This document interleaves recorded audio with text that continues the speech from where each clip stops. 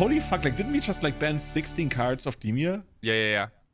We did, but it just keeps coming back. I don't know what the next ban's gonna be, like.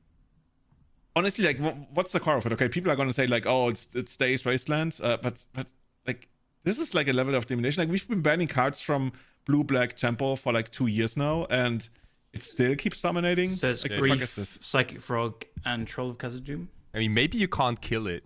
Maybe it's unkillable. I think it's partly due to the rise of how good Barrogoyf is. Like, we see one or two main deck, and then, like, it always maxes out at, like, 3-ish between the sideboard and the main deck, but it's, like, not even a juke because everyone knows it's coming, but you need to then still respect the combo and stuff, and it's the same thing with Psychic Frog. Barrogoyf is the new Psychic Frog, isn't it? You know what's actually the big problem? That we don't, like, Mind Harness doesn't work on black creatures. Otherwise, this would be, like, completely broken. Oh, dude, yeah. Absolutely. I mean, like, reanimating your opponent's Barrogoyf is kind of like a mind harness. So, like, we have so just play Reanimate. Yeah. Yeah, but what are you going to do if you're not playing against blue-black Reanimator? You discard their creatures and reanimate them still. Yeah, but none of them are going to be Barrogoyf, so you're, like, behind. What's that hard version? True. Anyway, then you play your own. Hello everyone, and welcome to Everyday Journal number 190, your favorite, most deceptively named bi-weekly legacy podcast. If you want to support the running of the show directly, you can support us on patreon.com/everydayjournal or book another safari. Like, I've actually had 2 more people book safaris over the last couple of weeks through us. So, you know, maybe it's really time to at some point put together. It's a free safari if you sign up to the Patreon, apparently. Free safari? Oh, yeah, see, I didn't Julian even know that. promises I should try that. I've never been subscribed to the Patreon. Callum, you have, right? Terms and conditions apply. No. You didn't get your free safari, right? No, I did not, actually. Actually, I might be going to Kenya in October, November-ish this year, but we will see. Depends what the terms and conditions are. Yeah, I still have to make them up, right? No, guys, seriously, like, good to have you guys back. So we were just about to talk about something else when Kai threw this thing out about another God of Legacy tournament in, in Tokyo. Japan? Yeah. Tokyo, yeah. And, like, dude, the fuck is this? Like, we've been banning cards left and right for, like, ever since the Stone Ages. And, like, this deck is still the most played, and, like, by far the most played. Like, is it, like, 6 or how many versions is that? 1, 2, 3, 4, 5-ish? And then Doomsday, which is another blue-black deck, and the Spy, I guess that's gonna be Uxor spells. Dude, like, just to give you, like, the metagame breakdown just really quickly, like, Dimir Reanimator had among 209 players, 37 players played Dimir Reanimator, which is 17.7%. I thought you were going to say like 37%, I would have believed. Yeah. But 17 is still insane, right? Yeah, 17 is really good. It's crazy high. Like, it's underground seas left and right, basically. I mean, I guess there's still the paper effect at play here, right? Where people, like, have a harder time switching decks, so they might stick to the blue-black that they've been using for a while, but... It just shows the resiliency. Like, we have had 3 cards banned from it. Like, pretty targeted bans. Like, Psychic Frog, okay, is not targeted exactly, but it was the best deck for Psychic Frog, so but it was tempo as well. But yeah, Grief, Frog, and Troll, and I think people are I mean, myself included, I thought Grief was going to just, like, you know, make the deck worse until Psychic Frog was printed. Then we were like 3 months behind. I genuinely thought that the deck would be a lot worse when Frog was banned. I was wrong. Then I really genuinely thought the deck would go away with Troll banned. And I was wrong again. So, I mean, maybe we need to, like, roll it back, unban Troll, and ban Reanimate. I mean, at this point, we keep doing this until, like, Tombstalker is the best creature, right? I mean, I'm down for that. Oh, yeah, let's go back to that. Yeah. Make Team America great again or something, right? So, like, there are a lot of Underground Sea decks, but that being said, though, like, there are a couple of different archetypes, right? Like the Reanimate, the Tempo one, Doomsday. Oh, dude, don't give me that shit, okay? Okay, Doomsday I'm gonna take, okay. Dude, there's even ninjas, and, like, I did you guys know that there are almost no bad cards in ninja decks these days? I mean, I see Ornithopter. Like, yeah, I was gonna say, like, what is that? Don't they play Ornithopter? But, like, what happened to the 1-mana black dude that, like, the unblockable one? Yeah, the Outcast. Yeah, but, like, you get Tamio now, which is a bit of an upgrade. Exactly, dude. Like, ever so slightly. Yeah. Like, you look at the creatures, there's actually not that bad. Yeah, Bowmasters obviously to bring back, and I mean, Ninjutsuing a Baleful Strix is one of the coolest things you can do in Legacy, I think. It is pretty sick. You're probably losing because you're putting yourself behind on tempo, but God, it's just some sweet value. Yeah, dude. Oh. Also, like, I think Kaito is just undeniably, like, one of the best things you can Yeah. Okay, not did on you a have stack enough board. time to study the card text to finally figure out what it does? Kaito? Yeah, dude. But only because I played a couple of games of Standard recently. And people were like correcting you left and right. It is the kind of card you get halfway through it and you're like, oh my god, I'm bored. Yeah. But Yeah, dude. it is a fantastic card. I think we talked about it a few episodes ago, just saying it's legacy power level. It's playable in like Absolutely. every format, basically. You don't need to play it in Ninjas, as people have proven with like Blue Black Tempo. I think it's still a couple of copies in most lists. It's just very good. Definitely. There's one card, or there's like one thing I wanna throw just throw out here, because I don't know what this card is, and it's like another peak Japanese deck brewing whatever thing. So if you look at the third place, we have a Doomsday deck list, and it looks pretty turbo. Like nothing too fancy, but it has a single card in the main deck that is so odd. I'm pretty sure I know what you mean. Yeah, There's it only is- one that stands Dude, out. it's Omen of the Sea, dude. Actually, You know even- why? It's like, dude, I don't know, but like I'm gonna read out the card because it's such a garbage trash comment from. Hey. I love the card in Theros? Standard, okay? Like the Okay. few times I played Standard, this was a cool card. Okay, so it's actually a very nice card that I'm gonna read out.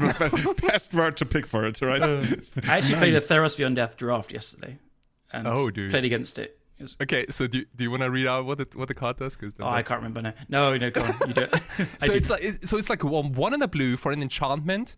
It has flash, and it says when Omen of the Sea enters, scry 2, then draw a card, and then it has an activate ability for 2 and a blue, sacrifice Omen of the Sea, scry 2.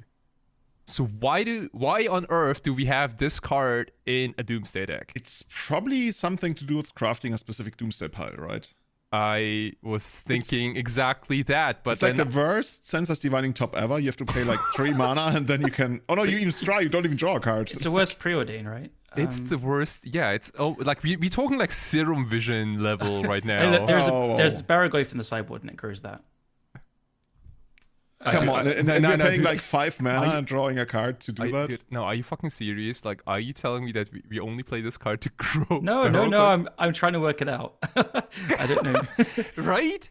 So maybe like one of our listeners is very smart about this and can tell us like why the hell you want to run an Omen of the Sea in a Doomsday deck. Yeah, I'm But sure there's a don't you have, reason. like- I'm just not clever enough. Do you have Yeah. like deep connections Oh. to the Japanese community? Wait. It maybe it's something to do with devotion for Thassa's Oracle. Like it's a devotion. Oh, it does add to devotion. Yeah. Now what is that? Holy for? shit, dude! Did you just break it? We're working out live on air with the detectives. Holy shit! Yeah, it does indeed. Because it's a cantrip that stays on the battlefield, right? Yeah. So maybe it's for something like, I don't think you need this. I think you can play around Kozilek's command already, but it is a blue pip where if you have like 0 cards, 1 card left in your library and the Thas Oracle gets exiled, or they try and make you draw a card so you want 1 card left in your library.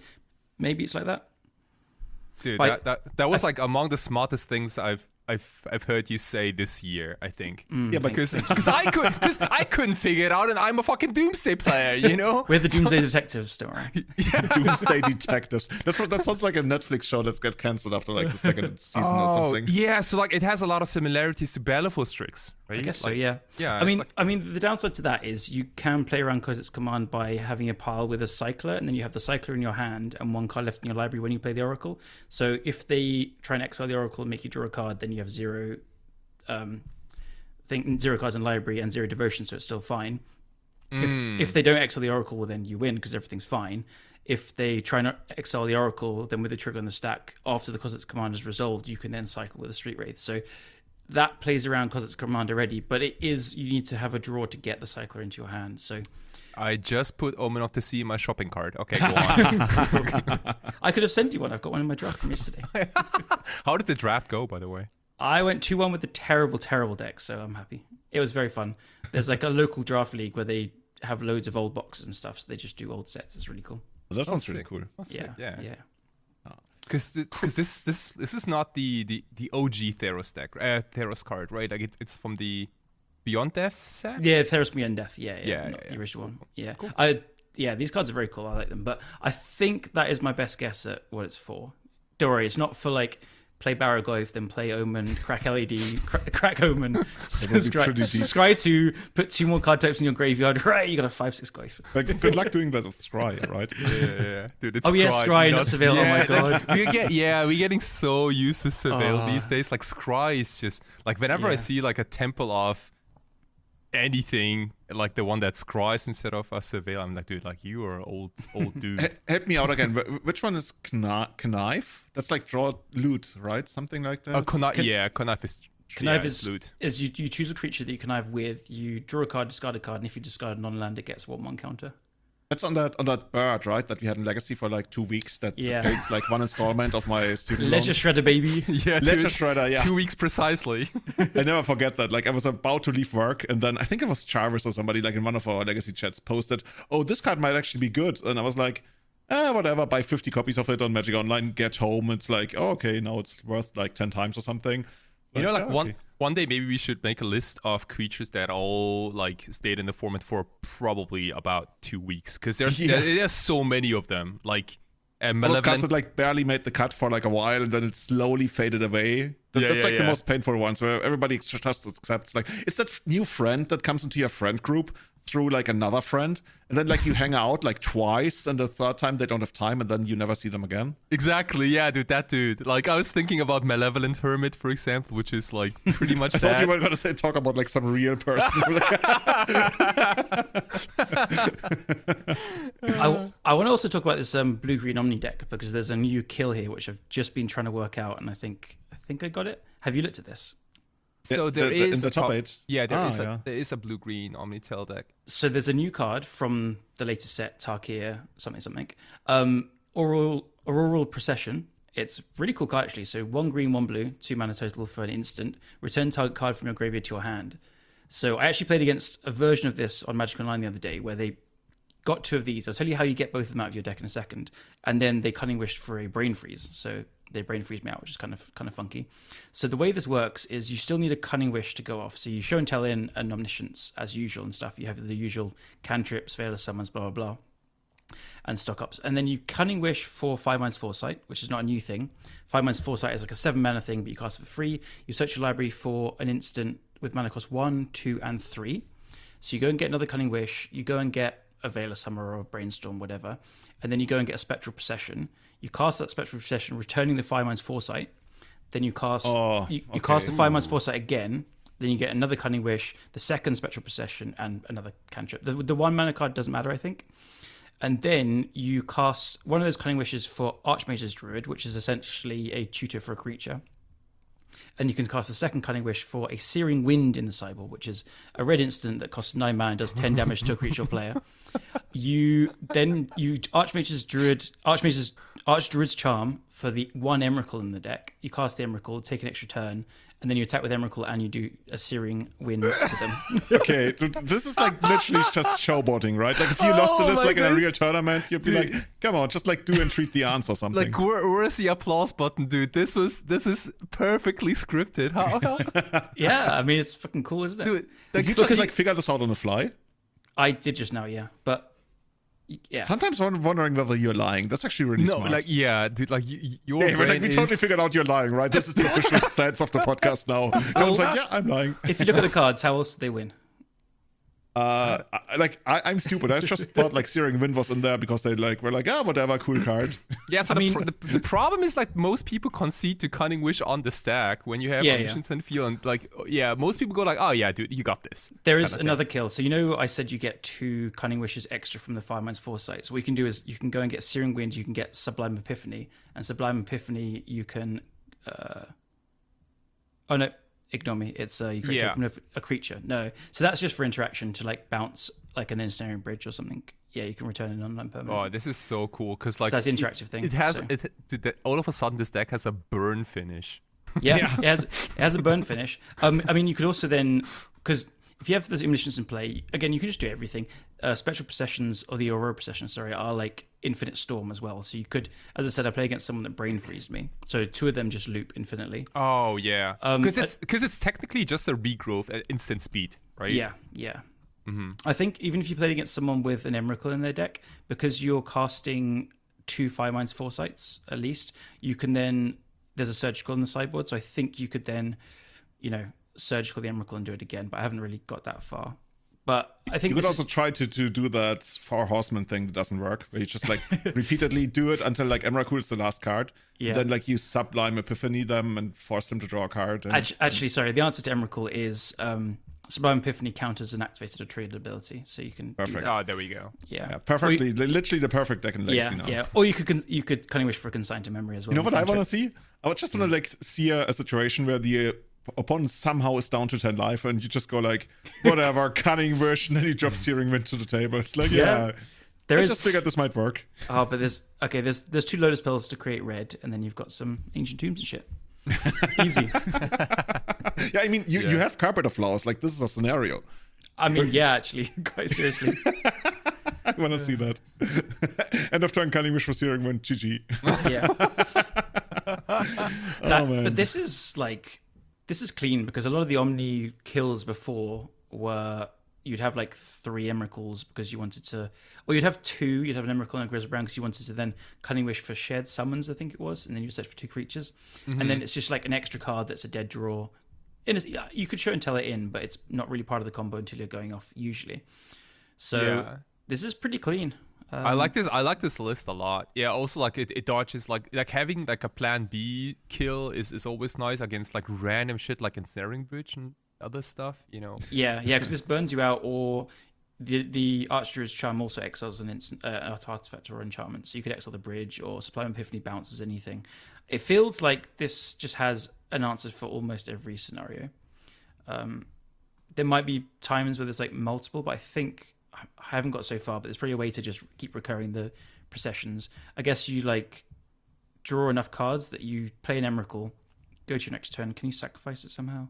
Bounce to your hand, discard to hand size or something? I don't know. Anyway.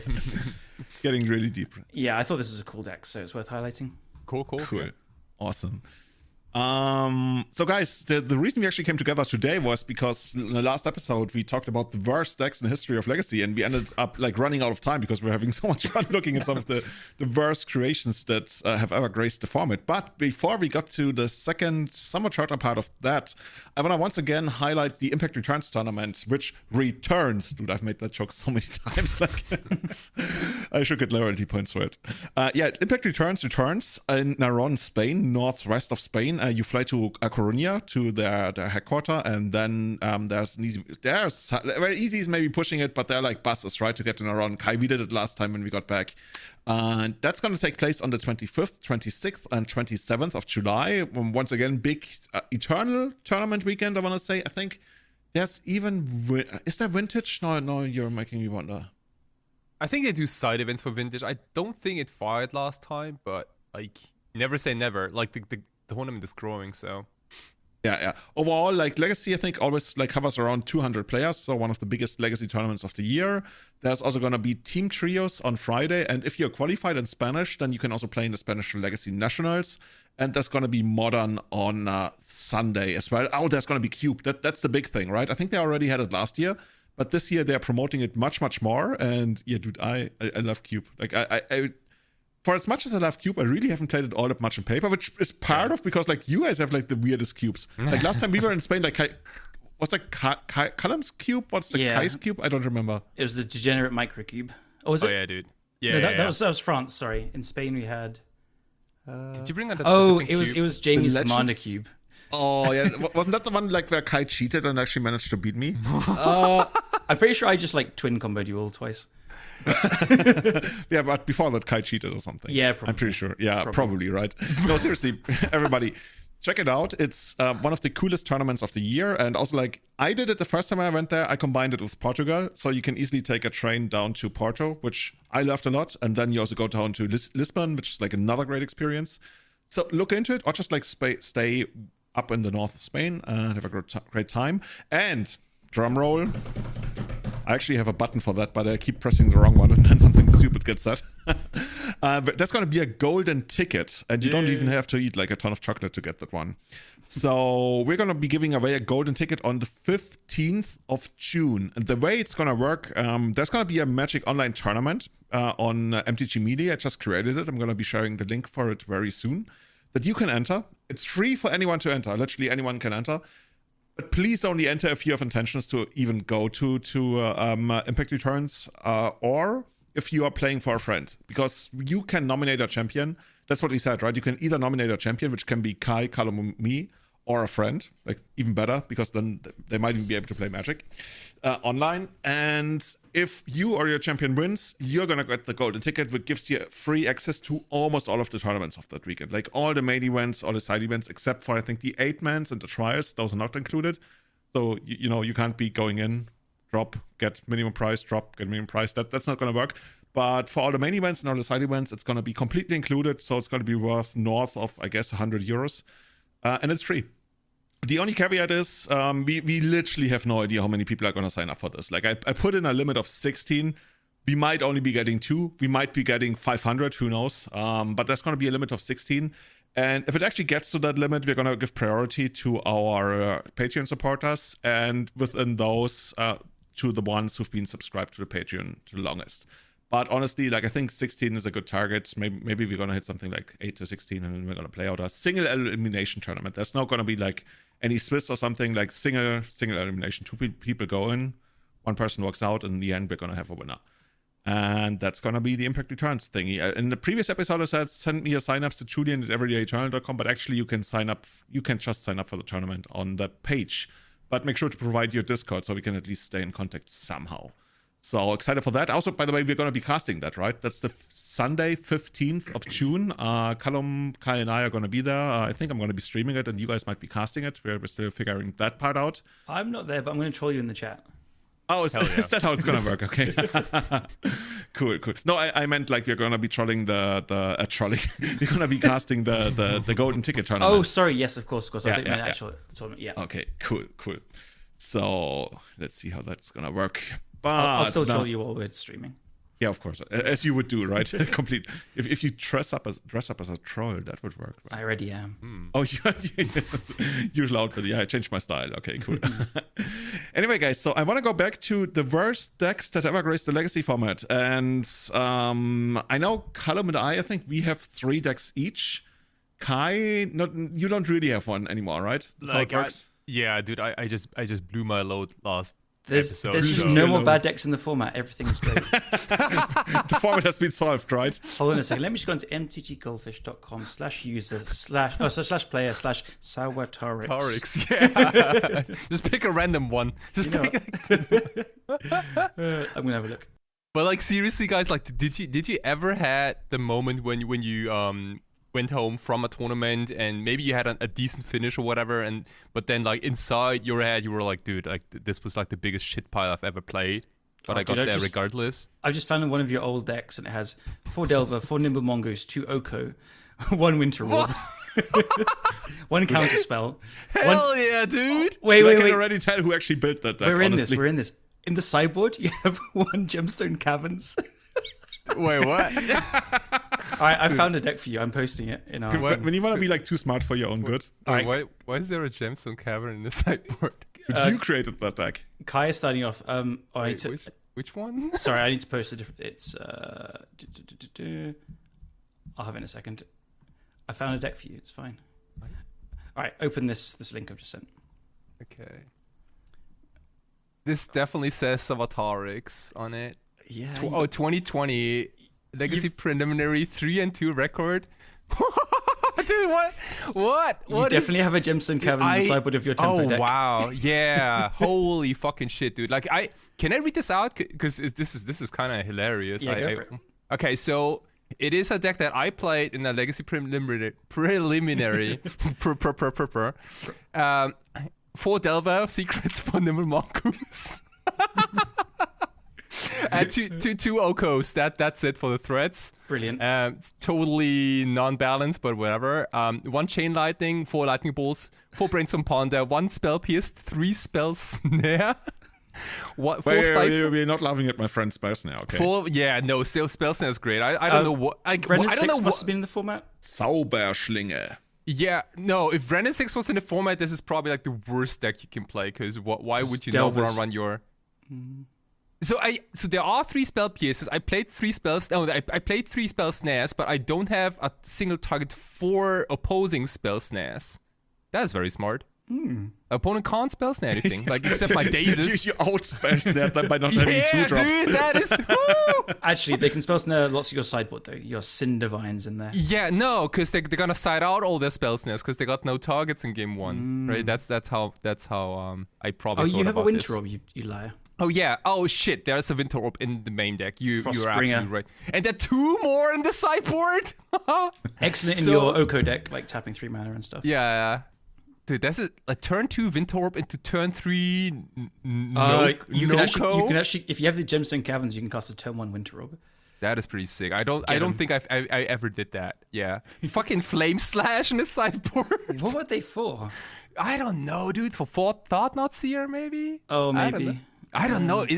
Was Thought Not Seer a thing in 2020?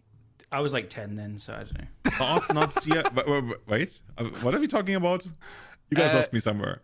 No, like why? Yeah, why did I play Flame Slash in the sideboard of this Rock Tempo deck in 2020? That's like 5 years ago. Was there anything in Legacy of Toughness 4? No, like isn't Flame Slash? No, it's 4, right? Yeah. Isn't it 5 damage? 4 damage to target creature. Dude, I feel so bad. I should remember this. I don't know.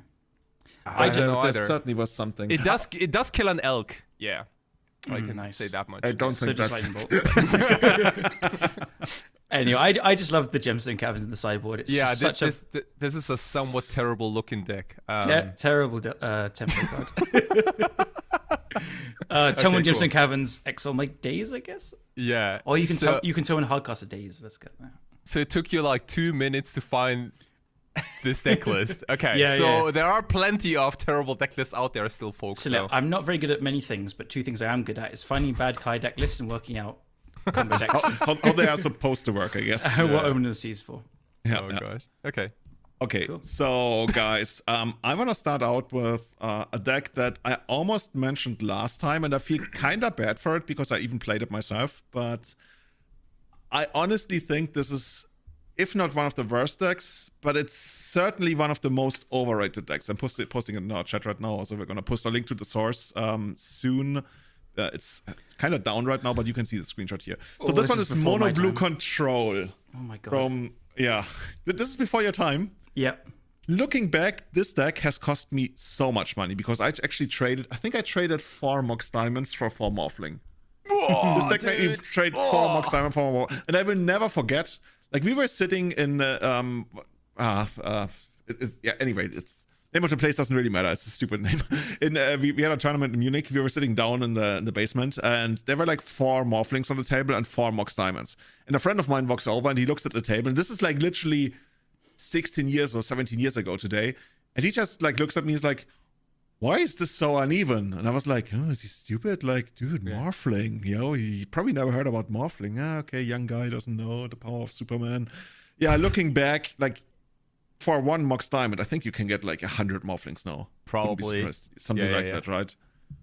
Oh, yeah, definitely. Like, Morphling is dirt cheap. In comparison to Mox, yeah. Yes, yeah. Like, we're talking like 2 digits, right?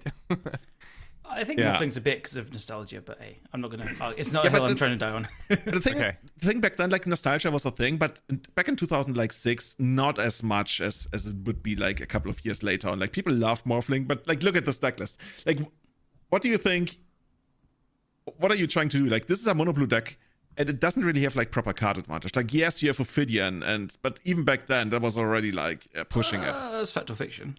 Yeah. Where do we start here? So like the core shell is like the slowest. Yeah.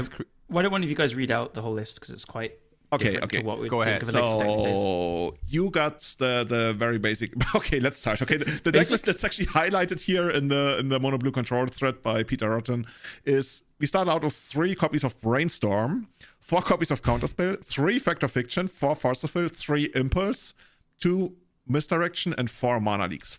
11 basic islands, some fetch lands, 3 quicksand, 4 wastelands. Don't ask me why we're using 4 wastelands in this deck. Then we have 2 copies of Back to Basics, 2 copies of Morphling, 4 copies of Ophidian, which for those who don't remember is when it connects, it draws a card. You got 3 copies of Powder Keg because we are mono blue and we are like desperate for any kind of removal. And we got 2 copies of Vidalcan Shackles. And I want to say, like, this deck really, to me, only exists because people wanted an excuse to play the cool cards. They wanted to play the Ophidians, they wanted to play the Morphlings, they wanted to establish and maintain that, draw go style that we did have. Like, not really in Legacy. I don't know, man. Your disdain for blue players. This almost looks like a pre-modern deck. No? Yeah, I guess. Yeah. Impulse, Madly, Counterspell, Fact of Fiction, like do what? I was about to say on that, you were saying like why Wasteland? It probably was because of Mishra's Factory, surely.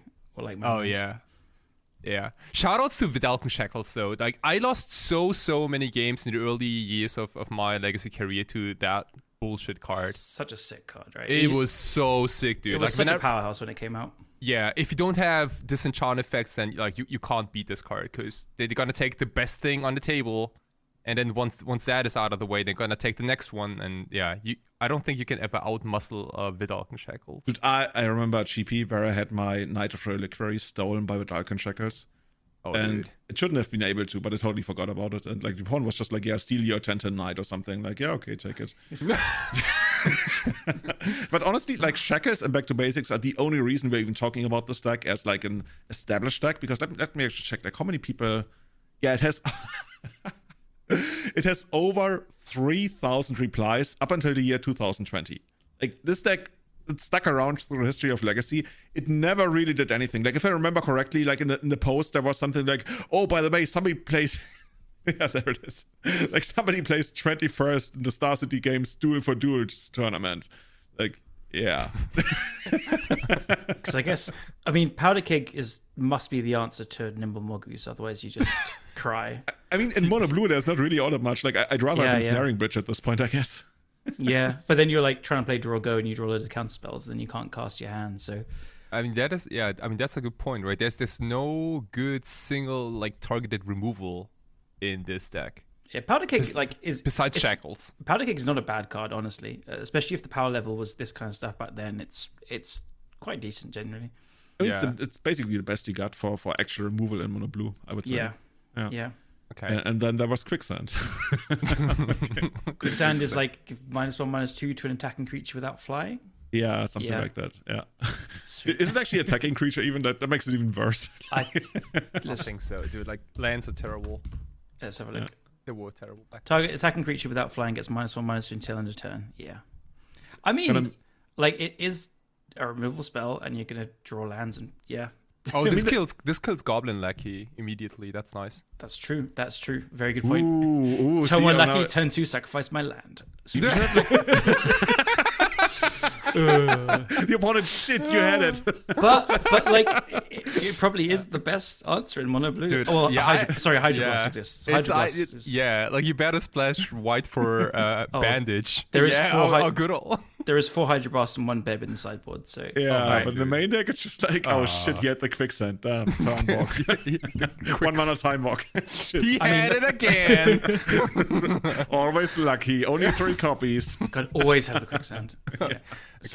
Okay. Do you want to read out what the sideboard has? Because the sideboard is amazing to me because actually, when I talk about these decks, like I'm not throwing them out there. I actually read through large parts of the actual threads and everything, and try to piece back the history again. And one thing that stuck out to me was I'm gonna read out what it says here.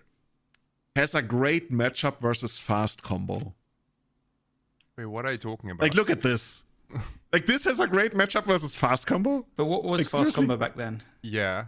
Honestly, something like versions like if the fast combo was, dude, if like the fastest deck was like this Rift Ball Tendrils deck, then yeah. No. But by then, like early versions, I want to say of like the Epic Storm, even. Okay. That was probably like one of the best fast combo decks. Like Belcher was a big thing. Even something like Sapphire Breakfast was a thing back then. But combo can't beat Force of Will, so. Oh, true. Yeah, that's why we have 4 copies. Yeah. To me, like the thing is, whenever you have a deck like this, which obviously is not very good against fast combo in the main deck, you're just 4 Chalice of the Void in the sideboard. That's gonna fix it. It's like, okay. I guess to be fair, like zero is probably the. It actually kind of does, I think, right? Like, because if you can stop duress effects, and have Force of Will. That's Yeah. not a. I mean, yeah, there is it has like actually 8 cast vibes. Yeah. There's 3 Brainstorm is the only 1 mana cards in the main deck. Oh, that's why you only play 3 copies, so we can get more value out of Chalice. Exactly. That's, honestly, like this deck plays 3 Brainstorm and 3 Impulse. Isn't there something wrong about that? I don't know, man. It's a Oh, Chalice dude, deck. Yeah, it's a classic It's a Chalice deck with Chalice in the sideboard. I'm sorry, but there's no card in this deck you could cut for the 4th Brainstorm. Yeah. True. I'd rather have the 3rd Impulse. Yeah. Yeah, or the 4th Ophidian, 2nd Morphling. Dude, but Morphling was so much fun. Like especially when damage went on the stack, like Morphling was so much fun. Yeah, I have played one in a pre-modern Oath deck, just to play Morphling, and it's sweet. I mean, that's the thing, right? Back then, like we had the earlier versions of Oath decks. They literally had Morphling as the target, and Spike, was it Spike Feeder or Spike Viva? I don't remember. I think it was Spike Feeder because you can put extra +1/+1 counters on the Morphling, so you can grow it even bigger. Sweet. Yeah, something like that. But it might actually also have been Spike Viva or whatever, like the one that does fog. Anyway. Yeah. So yeah. Oh, by the way, very far down the thread, they actually like have some questions for how the deck should evolve from here. Put white in it. What's the optimal draw suite? 4 Brainstorm, 3 Impulse, 3 Factor Fiction, 4 Impulse, 4 Factor Fiction, Morphling or Miloko. Oh, they were onto something here, I guess. Yeah, Moloko seems better than Morphling. Miloko seems so much better. Oh, they need to play some like Halimar Depth so you can bounce it back for value. Oh, it says Goblin unfavorable. Please tell me that they actually say Quicksand. Yeah, why is there no 4th copy of Quicksand in the sideboard then? Like in all the further versions, there actually is a 4th copy of Quicksand. Yeah, thank God. I guess, again, like, I mean, you've got a 4 counter spell, but after that you can cast Mana Leaks and Impulses off Quicksand. But the deck also plays like fucking Wile and everything, right? Oh, yeah. You can powder Cake. Yeah. Powder Cake the Wile. Yeah, Powder Cake is my secondary answer to You know what? The more we talk about this deck, I think Powder Keg is like probably the workhorse in the deck. I think those 3 Powder Kegs did so much for this deck. I'm not even trying to be funny here. It's like, right? I think without Powder Keg, this deck, well, I'm saying it couldn't work, but I don't know if it worked. But hey, yeah. Wasn't chill a big thing back then? Like yeah, but burn, not so much anymore. Like because burn wasn't a thing, and chill is like so and so against goblins. I guess it's like gotcha. Yeah, pretty bad against Lackey. Yeah, pretty bad against like Lackey, hey, yeah. I got the chill. Like, you need Quicksand and chill. Probably add, and chill. Probably just like add Crucible of Worlds so you can keep quicksanding. A complete off-topic thing, but I had a really fun chill interaction probably about 6 months ago. I was playing Painter, surprise, in Legacy, and they played a chill. So I played the Painter, named Red, and then got to activate Grindstone. They couldn't remove it. It cost 2 more. Are you so? Oh gosh, that was fun. Cool. Yeah, dude. Peak. Yeah. Awesome. So, Callum, what's your deck that's going to be one of the worst? Okay, so slightly different to last time. I've got this is a deck which didn't ever put up any results, but it's something that I played. Taking a coin out of Kai's book and saying like this is something that I used to play at my local game store. I would consistently go 2-2 or 1-3 with it, and it was one of my favorite decks I've ever built and played. So I'll just post the link for you guys. So this baby is called Nick Fit Storm. It's kind of You already lost me. so this baby is like, it's just got some really fun things going on. I'll read the list out in a second. It's now actually like a solid C tier deck with like Beseech the Mirror and stuff, and you can do some things. Has it been solidly established itself from the depth of tier? Yeah, like but it's like C tier now. This was back in the day. So I've made a Goldfish link based on memory, and I think it's very close to what I used to play. So I'm going to read through it. What is this stuff? Holy shit. Like I keep reading. This looks like a trade binder. Thank you very much. I appreciate that. For Storm deck? So it has I actually kind of like it. Trade binder Storm. So I mean, the draw to this is like, I love Nick Fit, and Veteran Explorer is perfect with Culling the Weak. So let's get through it. Dude. So there's 1 Dryad Arbor, 3 Deathrite Shaman, 4 Veteran Explorer, 1 Xanthid Swarm, 1 Eternal Witness, 1 Primeval Titan.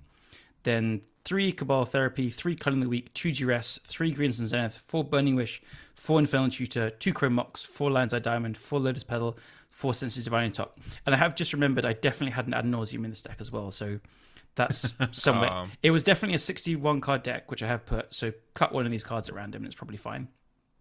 I think it was a Burning Wish and Infernal Tutor, there was 3 of. And then 17 lands, there's a Badlands, 2 Bayou, a Dark Depths and a Thespian Stage, 2 forests, 1 mountain, a friction tower, a savannah, yeah, 2 swamp, 1 tiger, 1 Thespian stage, as I said, and 4 verdant catacombs. So 4 fetches, 17 lands.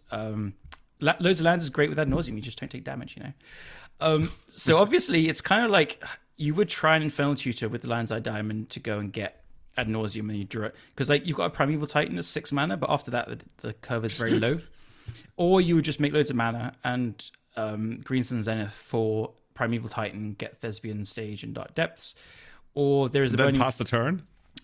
Yeah, but you're threatening to like in 2 turns make a Marital Age. This was like and then pass the turn and then like attack again. Yeah, look, chill. I mean, you can do this like turn 1 or 2 because turn 1 like Primeval Titan is not that unlikely with Culling the Weak and stuff like that. And dude, I like this a lot. Yeah, and then because you have Burning Wishes in the main deck. In the sideboard, there is 1 Cabal Therapy, 1 Green Sun Zenith, 1 Pyroclasm, 1 Empty the Warrens, 1 Tendrils of Agony, 1 Pulverize. Then there's 4 Ley Lines, I remember having. And then there's the Man Plan, which is when they bring in all their Thorn of Amethyst and stuff. Or, so if you're playing against combo, there was 1 Gallic Teague. So I remember one game I was playing against combo. So I sided in the Gallic Teague so you can Green Sun Zenith for it, and then when you want to go off yourself, you sack it to Cabal Therapy. Oh, dude, this is so good. Dude. This is so good. So I do remember one game I had to put Gallic Teague under a Chrome Mox to cast Tendrils of Agony. I just thought that was just killing Gallic Teague to cast the Tendrils of Agony. It was great. Oh, man. And then there was also 2 Heartmaster of the Fells and 2 Thragtusks in the sideboard, which was the Man Plan for when they sided in the Thorns and stuff. I was just going to ask about the Thragtusks because of everything that looks out of place. This looks the most out of place. No way, man. They sided in things. Dude. And I mean, I remember beating like 3 Thorn of Amethyst against a Goblins player who went like turn 1 of Ancient Tomb, turn 2 Thorn, turn 3 Thorn, and I just paid loads of mana because I had lots of lands to play 2 Lion's Eye Diamond, and then I had a Sensitive Divining top, so I sacked both Lion's Eye Diamonds, tap top, draw the Primeval Titan, cast Primeval Titan, and get the Stage and Dark Depths, and they died to that. So but seriously, like you embody the spirit of early and mid Legacy. Like very much so. Like I think you've said you haven't been around for the very early days of Legacy, but you would have thrived. Like not saying that you don't right now, but like this is exactly the kind of stuff that we did back then. Yeah, for me back in the day, it was just making decks like this, like Nickfoot decks. One of my favorites I ever made was like a Academy Rector with Birthing Pod, and I had like a recycle in there, and it was like 80 cards because I couldn't fit all the things I wanted. Before Yorion. Dude, this reminds me so much of Kai. Remember when like Ad Nauseam Tendrils was like basically one of the best decks in Legacy? In the mirror match, I always said it would be so insane if you guys just put like a single Gardock Teak that you can Infernal Tutor for. Like when you don't really have enough mana to go off, but you like just put a single Infernal Gardock Teak in there. Because in the mirror, nobody sideboards bounce. So I actually pulled this one off, but it was not with Gardock Teak, it was with Meddling Mage. I had 2 copies of Meddling Mage in my Storm sideboard, and for the mirror, I brought in 2 Meddling Mages, naming Tendrils of Agony. And that was a thing back then, and like I think it was successful for like 1 tournament or so, and then everyone started like bringing in like random Chain of Vapors and stuff. It's hilarious, dude. Yeah, but like this deck looks so appealing. Like sacrificing Veteran Explorer to Culling the Weak is, oh man, dude. Like how much mana do you get out of this? 6 mana. Yeah, it's quite a lot. Name a better ritual. It's 6 mana, but like 2 of them are lands. Glowstone ritual. This is an insane amount of mana. I also like the Primeval Titan where like you don't even have to attack with this dude, right? Like you get him on the battlefield, you grab Thespian Stage and Dark Depths, and then you sacrifice it to Cabal Therapy, name something stinky, whatever, and and really good against your Tendrils of Agony deck. You could now use Primeval Titan to go and get that new land that makes things uncounterable, or is it only 1 spell uncounterable? Yeah, never mind. Mistrise Veldage. That's the one. So this was my like again. I went 2/2 probably at best most of the time, but God, this deck was so sweet. I played it for a while. This looks incredible. You actually played this for a while. This was like a real deck that you. Well, like a few months, I'd play it quite a lot at the LGS and stuff. Yeah. I feel like this is like one of the decks that wants to cast Ad Nauseam like almost every single game because the mana curve is like, besides Primordial Titan, there's no tendrils in the main deck. Is it possible to cut the red from the deck and add blue so you have Cunning Wish so you can retrieve a Nausea from the sideboard? I can't believe you're actually developing this. Dude, like this looks so insanely cool. Holy shit, I haven't seen. I'm pretty sure at that point in time I didn't have blue jewels, so it didn't cross my mind. Is probably the reasoning, but Buck Nickfit Storm. Oh yeah. By the way, I of course meant Brightstone Ritual. I just couldn't. Brightstone Ritual is the goblins one. Yeah, exactly. Add a red for each goblin. Yeah, that was great. That one adds a lot of mana too. Yeah. Do you remember when people used it with like Empty the Warrens at times? No, but they used Goblin War Strike with them. War Strike, dude. Yes, I was gonna say that. You're right. That is. Dude, I've lost. Yeah. Isn't that like a common? It's a common, yeah. Yeah, because I lost to that in Pauper. That's one of my absolute favorite artworks on Goblin cards. It's just very goblin-y. It's so cool. Yeah. So that is my also one that like adds mana equal to the number of cards in your graveyard, and people use that in those sidecard decks. Songs of the Damned.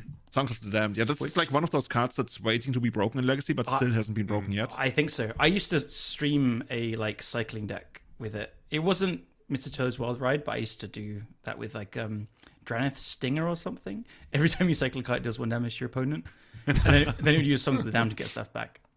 Yeah, and Anyway, this is my submission for a consistent 2-2-1-3 deck at your local game store, and I don't know why I kept with it. It was just such a sweet deck. It's so fun.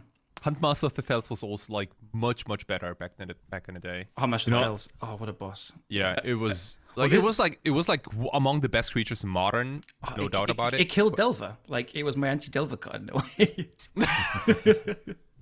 I mean, like, what do they do against a fucking Huntmaster? Yeah, nothing. Just die. That's pretty well. Just die. Yeah.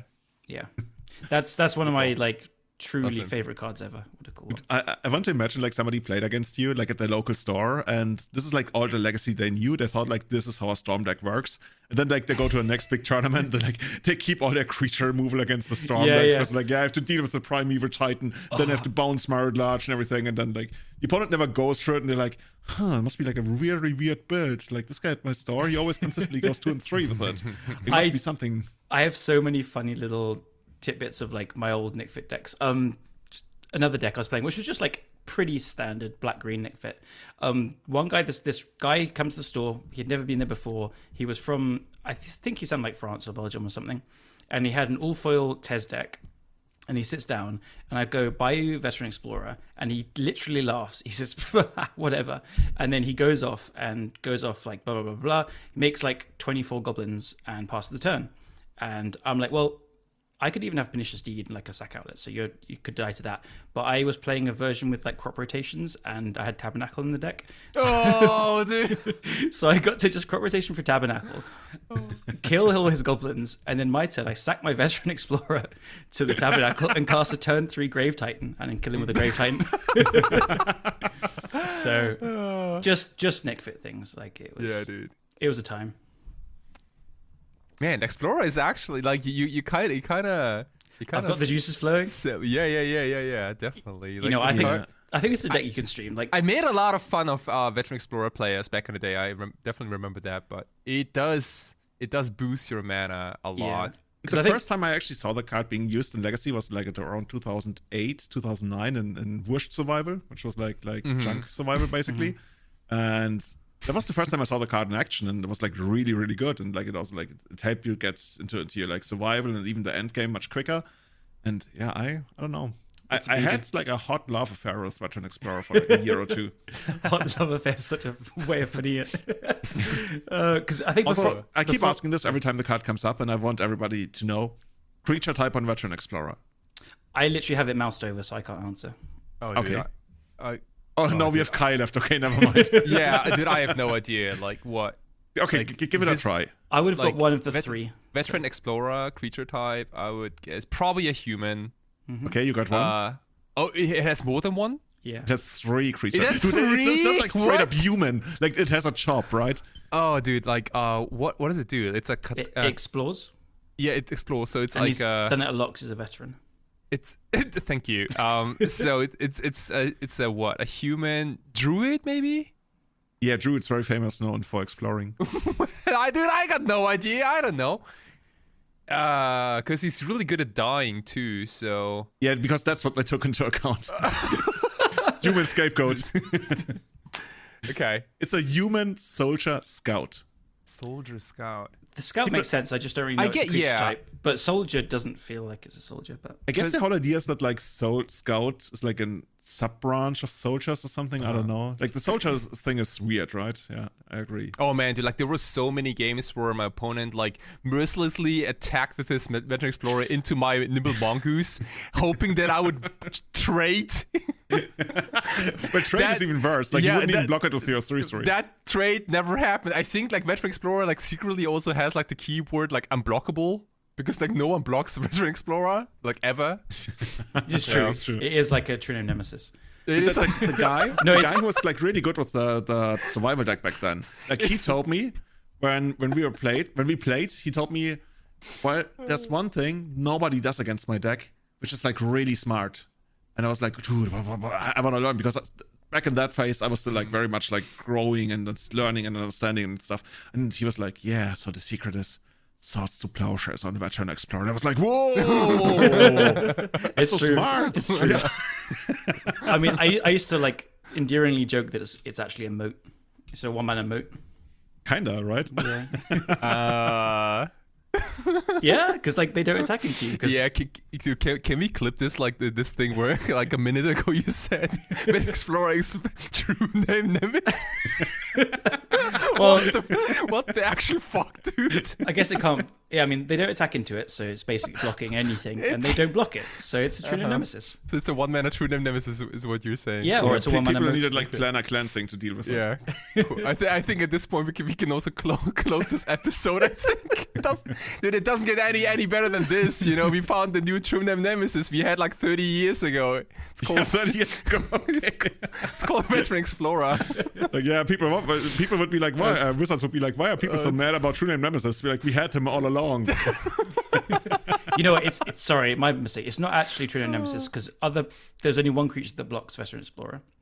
Can you guess what it is? The only creature. Veteran Explorer? Yeah, there we go. Bingo. Wow. And both players are like, yay! I can cast my Grave Titans. Let's go. It's pretty quicksand proof too. So yeah. Well, actually, it's not because then you give them 2 lands back, so they're like, yeah, whatever. I didn't even lose one. Oh no, I mean that's why I meant like proof, right? Because like you never quicksand this dude. Dude, it's like this is like like the more thing. Can we please go to the next deck list, please? Because I'm losing I'm not sure you want now. to go to the next deck list, but sure. Okay. The next deck list, also courtesy of the infamous Spear Assassin. I want to say like probably one of the most influential deck builders in the early history of Legacy. This one, well, it has 500 replies and it has been in development for 7 years, from 2006 to 2013. And I want to specifically talk about the version 1.4, and it's called Trainwreck. Have you guys heard of Trainwreck, the deck? I thought we just covered it. No, I haven't. That was cheap. Okay. Anyway, this is one of those another early Legacy deck lists. I'm gonna post a screenshot since the source is not active right now, but you can check it out here. This deck is called Trainwreck version 1.4. Helldozer returns. This time it's personal. I don't know about the first 3 versions or 4 versions, but this one is the one that like rose to fame and was discussed for many, many years. And yeah, this. You know what? Helldozer is such a sick card. The deck is already perfect. It's fine. You want to tell us quickly what it does? Yeah, it's a 6 mana, 6/5 or 6/6, and it has 3 black. Tap it to destroy target land. Is that it? Which creature type is it? Oh, fuck knows, man. It's a giant mutant. Zombie giant. Zombie giant, yeah. Okay. So 6 mana, 6/5. But I like it, dude. It's much better than that. For black tap, destroy target land. If that land was non-basic, untap Helldozer. Oh, you know what? I forgot about that last bit. That is that's the big one. Fucking sicko card. Oh my god. It has crazy good artwork too. Oh my god, the flavor text. Sometimes you go to hell, and sometimes hell comes to you. I literally was going to bring that up next thing. Terrible. Oh my god. So this. Yeah, sorry, go on. This deck list, where do we start? The infamous BS Assassin like quickly dropped it. I think he posted something about like being in a car or something, and he didn't really have a lot of time to drop it, but he thinks it's like mind-boggling, ridiculously format wrecking. This is the primers you got back then. That was a quote, right? That was this quote. Straight up That was quote. the quote, yeah. He's like in a taxi right now, and he has 7 minutes to describe the deck because it's so broken. So I don't have time to expand on how mind-boggling, ridiculously format-wrecking this deck is in all its splendiferous glory before I leave to catch my taxi to the airport in 7 minutes. This is early legacy for you. Feel free to speculate or just build the damn thing and win games. Okay, so this is what we do in this deck. It's mono. And it's black-green. It plays a bunch of fetch lands, 4 bayous, 11 swamps, and 4 cable coffers, which is like the land that taps to add mana equal to the amount of swamps you have. You got 3 copies of Helldozer, because that's like what you always did when you had like a key card. You only play 3 copies of it because it's cool. Yeah. Well, then we got 2 copies of Haunting Echoes. Nice. 4 Very copies nice. of Pernicious Deed, 3 copies of Chainer's Edict, 3 copies of Mutilate, which I believe is like the sorcery that gives -X to all creatures equal to the number of swamps you have. Yeah. Yep. Good both white. You get Decree of Pain, of Oh course man, we dude, do. this guy really hates creatures. Fuck yeah. Here 4 we go copies again. of him, 4 copies of him, 4 copies of Duress, 3 copies of Staff of Domination, 3 copies of fucking Gaia's Blessing, You can't deck out, baby. 2 copies of Crime Punishment. The sideboard has 4 copies of Infest. I was about to say, my favorite thing is so much. The deck is like 3/4 removal and then 4 sideboard infest as well. Chill. Like, Goblins is dead. It's okay. That is so much removal. There's so much hate. Holy shit. You get 3 copies of Chains of Mephistopheles. 4 copies of Chalice of the Void, of course we do, and 4 copies of Grinning Demon. Grinning Demon isn't the one that's That's Usum Jin in better. It's like a 4-mana I 6/6 with morph, and it does 2 damage to each upkeep, I think. Yeah. Don't you have like to discard a card to unmorph it or something? I think you just pay. No, yeah, 4 you mana. just in your upkeep you lose 2 life. It has more for exactly the same mana cost for 2. Oh, Yeah, this that's is it. kind of like Exalted Angel, but in black. It's a vanilla 6/6, but it Yeah, like 6/6 for 4 mana is actually pretty good. I would actually guess like we bring that one against combo just so we can have an extra kill. Yeah. You have a clock. It is a little bit faster than Helldozer. A little bit faster, yeah. Smelldozer.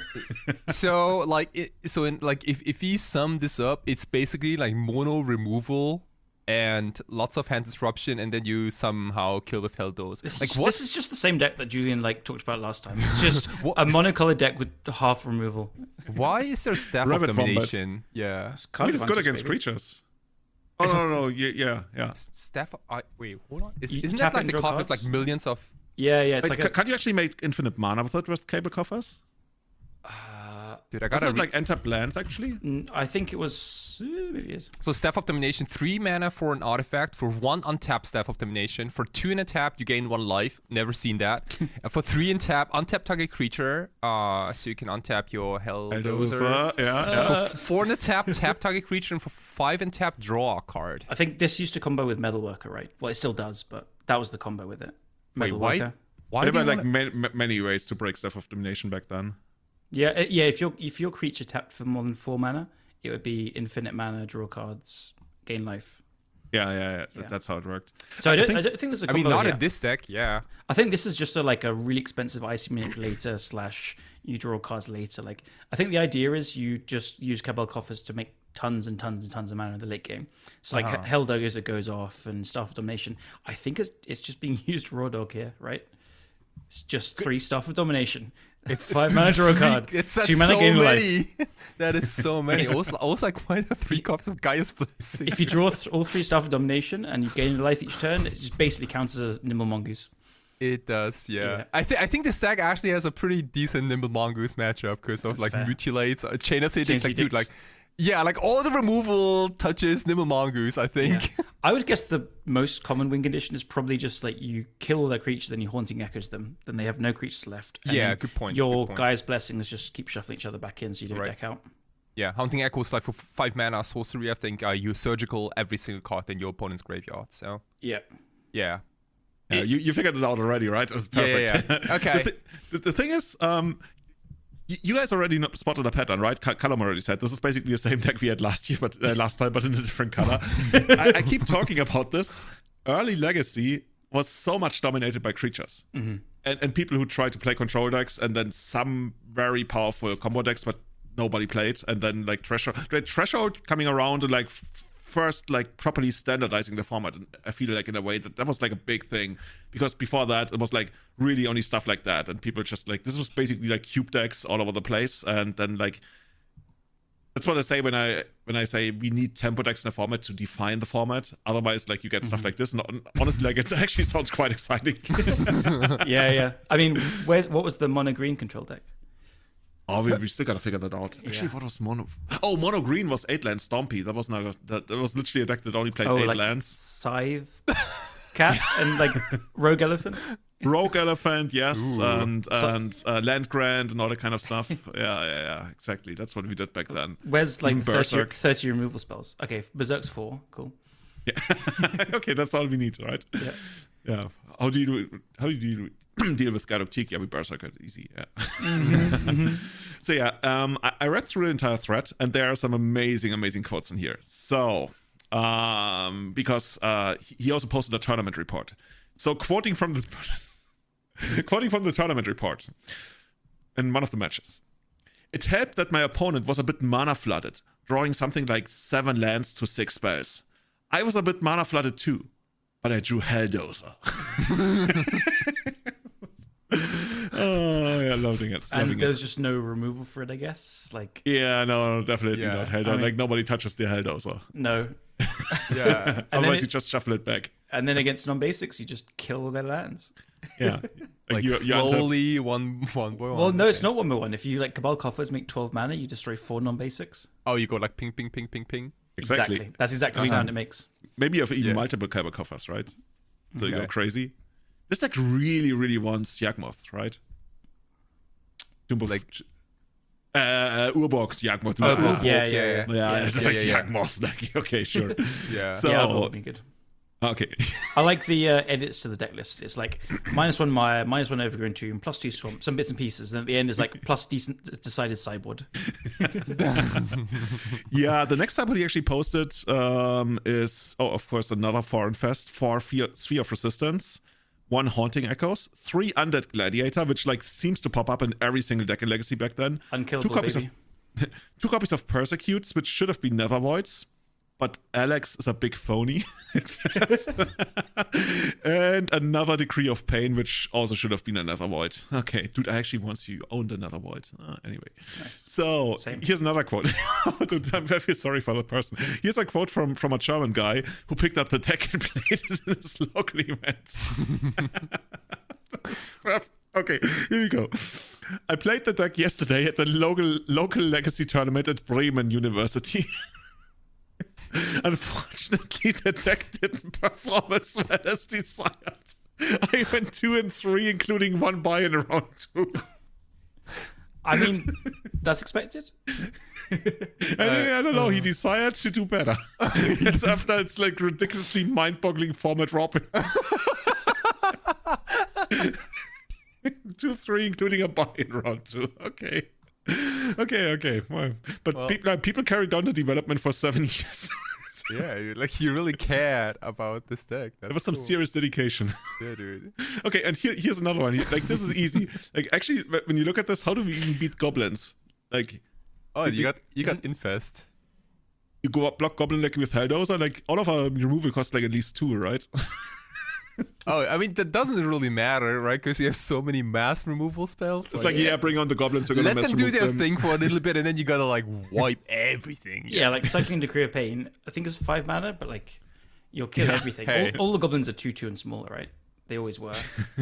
Yeah. So according to the infamous beer assassin, the trick to beating goblins is to survive for the first 3 or 4 turns. At which point, you are usually in a position to be able to wrath their side of the board almost at will, then play Haunting Echoes and repeat until they concede. You guys were actually pretty close with that. That sounds like very legit. Yeah, that sounds actually pretty legit, yeah. I think if you don't die to a very quick like Lackey into a War Chief and then Pile Driver's killing you in like turn 3, then yeah, this deck looks pretty favored. You know what? We laughed about it. The Infest actually makes sense though, because Pernicious Deed is... And it bridges the gap, slower. right? Yeah. Yeah, and like Goblins was like absolute tier 1 at this point, I assume. Yeah, it was very much so. Very much so. Yeah. Yeah, I mean, like, you know what? This deck looks very funny to us now, but I could see it. Yeah. I just, I just feel like back then people had this a certain kind of like the kids would call it riz about like presenting their deck lists and everything. It was just like something that drew me. I missed that. Like when I was building the Buried Alive Phoenix deck, I was so invested in it. I was so like looking at the primer, the page one, trying to like make it look nice, and you get really invested in posting your ideas and stuff. So I kind of missed that about having a forum for legacy decks and things. Yeah, I mean, because like these days you have Moxfield, right, where you do kind of like the same thing. But I get you. It's a different platform. Yeah, it's not as analog. I mean, also like let's just shout out the deck is the deck, but the name Helldozer Returns this time is personal. Like it's just brilliant. Like what? It wasn't personal the last time. When was it? When did Helldozer come to Legacy the first time? That's a topic for another episode, I guess. But that's probably like a quote from a Hellraiser film, and I just don't know it. Probably. Yeah. Okay, so by the way, there's one more thing that I spotted in the thread. And like at some point, people were discussing the number of Sky Shroud blessings they should play. They're like, are 3 Sky Shroud blessings enough? Do you guys know what Sky Shroud blessing does? I don't I have to actually. look it up. No, what's You that? do? Why do you know this? No, card? I don't. Oh, you don't? Okay. It's a green instant. It's a colorless and a green. Lands can't be the target of spells or abilities until end of turn. Draw a card. Oh, so it's like anti-wasteland for your coffers. That's like, yes, dude. It has like really like Teferi's protection. No, Teferi's not response. Response vibes. Yeah. Yeah. That's what I'm thinking. Like, and it's not even this thread. Literally any deck in Legacy that played green, people were discussing how many Sky Shroud blessings they should play, and like. Obviously, it's not because of Helldozer, but I guess it's because of Wasteland, and people thought like paying like 2 mana there, or like keeping 2 mana open for the case of like Wasteland being good. Like I don't know. Okay. Like, I mean, yeah, if you get a Wasteland with this, it's like. I mean, I guess it's like cycles if you need it as well. Yeah. the I format's slow. get it though. I had the same reaction when I looked up like all the deck lists from like 2010-ish, and like almost all blue decks run some number of stifles, like even the combo decks. Yeah, usually like 2 copies in sideboard, right? Like in the main deck, 2 copies in the main deck was not somewhere, but like even like I think there was like a Doomsday deck that top 8 at GB Columbus 2010, and it had like a couple of stifles in it, and like every blue deck.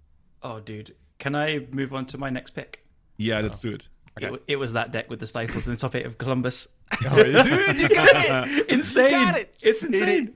Oh, wow. What are the odds, dude? I can't believe you said that. Guy, listeners, this is not set up at all. Kai just actually said it. Do we look like we This is actually planned these insane. episodes? We don't even have show notes for this one. Oh my Yeah. god, no, literally. So Are we talking about the same deck? So this is cheating because the deck top 8'd at GP It Columbus 2010. It is full of good cards, and it's not a bad deck. So I'm definitely cheating. wow. But it's a love letter to it because it's such a fucking I don't think sicko you have to thing. share this deck list. I think I know this deck list almost Cool. inside out. So I'm if gonna introduce it, and then you can tell it to us. Is it Ugly Duckling? It is Ugly Duckling by Christopher Gosselin. And I rewatched the kind of rogue deck tech interview after he was 10-2. On is it still on YouTube? It is. 'Cause I we think gotta link it. We gotta link it. I watch it. It's like the shittiest video quality you will ever find on YouTube. Yep. So I'm just posting the YouTube link first, then I'll post the deck list for you guys. But Kai, do you want to take it away then? Because just a very quick introduction. This is like there's so many bits and pieces to this deck that actually it's incredibly well thought out. And it was him and a friend that played it. The other friend day 2'd. He top 8'd obviously. It was Chris as far as- Gosselin. Yeah, Christopher Gosselin. It was like out of the blue, right? It was out of the blue. yeah. I don't think there were many Doomsday decks back then that. Yeah. I don't even know if there was like a Doomsday community back then, honestly. This deck looked so wild and odd. And let me see. Maybe I can piece it together. Go for it. Because it was so the coolest part about this deck was that it is a hybrid between Show and Tell and Doomsday. We have both cards in the main deck, and you can Show and Tell. And the reason why you run both cards is because you kill with Emrakul. So at the very yeah. beginning of the interview or the deck tech, the guy says like, "Hey, explain your deck. What's going on?" He's like, "Well, I like really big creatures, so I'm winning with Emrakul." It's like he says it in the most Timmy, big green fatty creature way, and then it's like, "So here's my Show and Tell Doomsday deck." It's so cool. Do you want to read through the deck and then, or should I read through the deck and then you can explain it? Yeah, go ahead. So it's 20 lands. It's Esper colors, basically. I won't tell you all the one-ofs and stuff, but it's got 2 Sunken Ruins and 3 Sheldock Isle. And then it's a bunch of fetches and basics and jewels for Esper colors. Creatures, there's 1 Cloud of Fairies and 3 Emrakul the Aeon Storm. Instant sorceries, there's 4 Brainstorm, 2 Dark Ritual, 4 Doomsday, 4 Force of Will, 3 Limdor's Vault, 3 Show and Tell, 3 Spell Pierce, 3 Stifle, 3 Thoughtseize, 1 Engineered Explosives, 1 Lotus Petal, 3 Sense of Divine Top. Here's the spice. 1 Shared Fate, 1 Solitary Confinement. Fucking sick. And then the sideboard is 1 Armageddon, 1 Dark Ritual, 2 Extirpate, 1 Form of the Dragon, 3 Hydroblast, 3 Leyline of the Void, 1 Show and Tell, 1 Snap, and 2 more Solitary Confinement. So do you want to break it down, Kai? Yeah, so I think most kills are via Emrakul and plus Cloud of Fairies plus Sheldock Isle if you go Doomsday, right? There was no Labman, I think, back then. Yeah. There was no Jace We Love Mysteries and obviously no Thassa's Oracle. So the idea is like you cast Doomsday and then you put like you make a Sheldock Isle pile with Emrakul and Cloud of Fairies. You untap Sheldock Isle immediately and then cast it for 1 mana. That's like the I think probably the most common thing. And then you have like the super lazy like I show and tell in one of my 3 Emrakuls into play with 4 Spell Pierce. The final step, the final step that he lays out in the video. So you do the Cloud of Fairies, Sheldock Isle into Emrakul, and then you put a Solitary Confinement under that. So if somehow Emrakul attacking twice or once first, sacking everything doesn't work, you play the Solitary Confinement, so you skip your draw step, so you can't deck out. And you can't be the target of spells or abilities, so you can't be hit with like a edict or something for the Emrakul, and you prevent all damage that be dealt to you, so burn can't like burn you out quickly as well. Yeah. So I think a lot of people know this from Enchantress decks, I think. Yeah, true. It's like the pure like lock piece, but I think this card was actually pretty nice to draw in your opening hand too against like Goblins was very popular. I think Merfolk was popular. I think Merfolk also took it down. I think. Yeah. Saito. Yeah, so there was like the rock and just like creature decks in general. Like Dark Confidant was one of the top creatures back then, and Tarmogoyf obviously. Yeah, there's 2 more Solitary Confinement in the sideboard, and he said they're just for aggro, like just stay alive. Definitely. Yeah. I mean, it also makes sense because back then, wasn't Survival was still around, right? Caleb Durberg top 8 of Survival. Yeah, dude, Vengevine Survival, holy shit, dude. Yeah, and that could like kill really quickly, so I guess Solitary Confinement helps with that. Absolutely. Also, Patrick Chapin played a very nice survival deck with like Iona and like the Loyal Retainers one. Yeah, which basically I think he next played level survival. No, I think he played Barn Survival, which honestly to me was one of the greatest decks I ever picked up. Like honestly, Barn Survival was. I don't think I learned more about Legacy and Magic as a whole than playing Barn Survival. So yeah, I have very fond memories of that deck. So another amazing part of this deck is the Shed Fate. So it's like it's the best part, honestly. So if anyone doesn't know Shed Fate, it's a 5 mana enchantment, 4 and a blue from Mirrodin.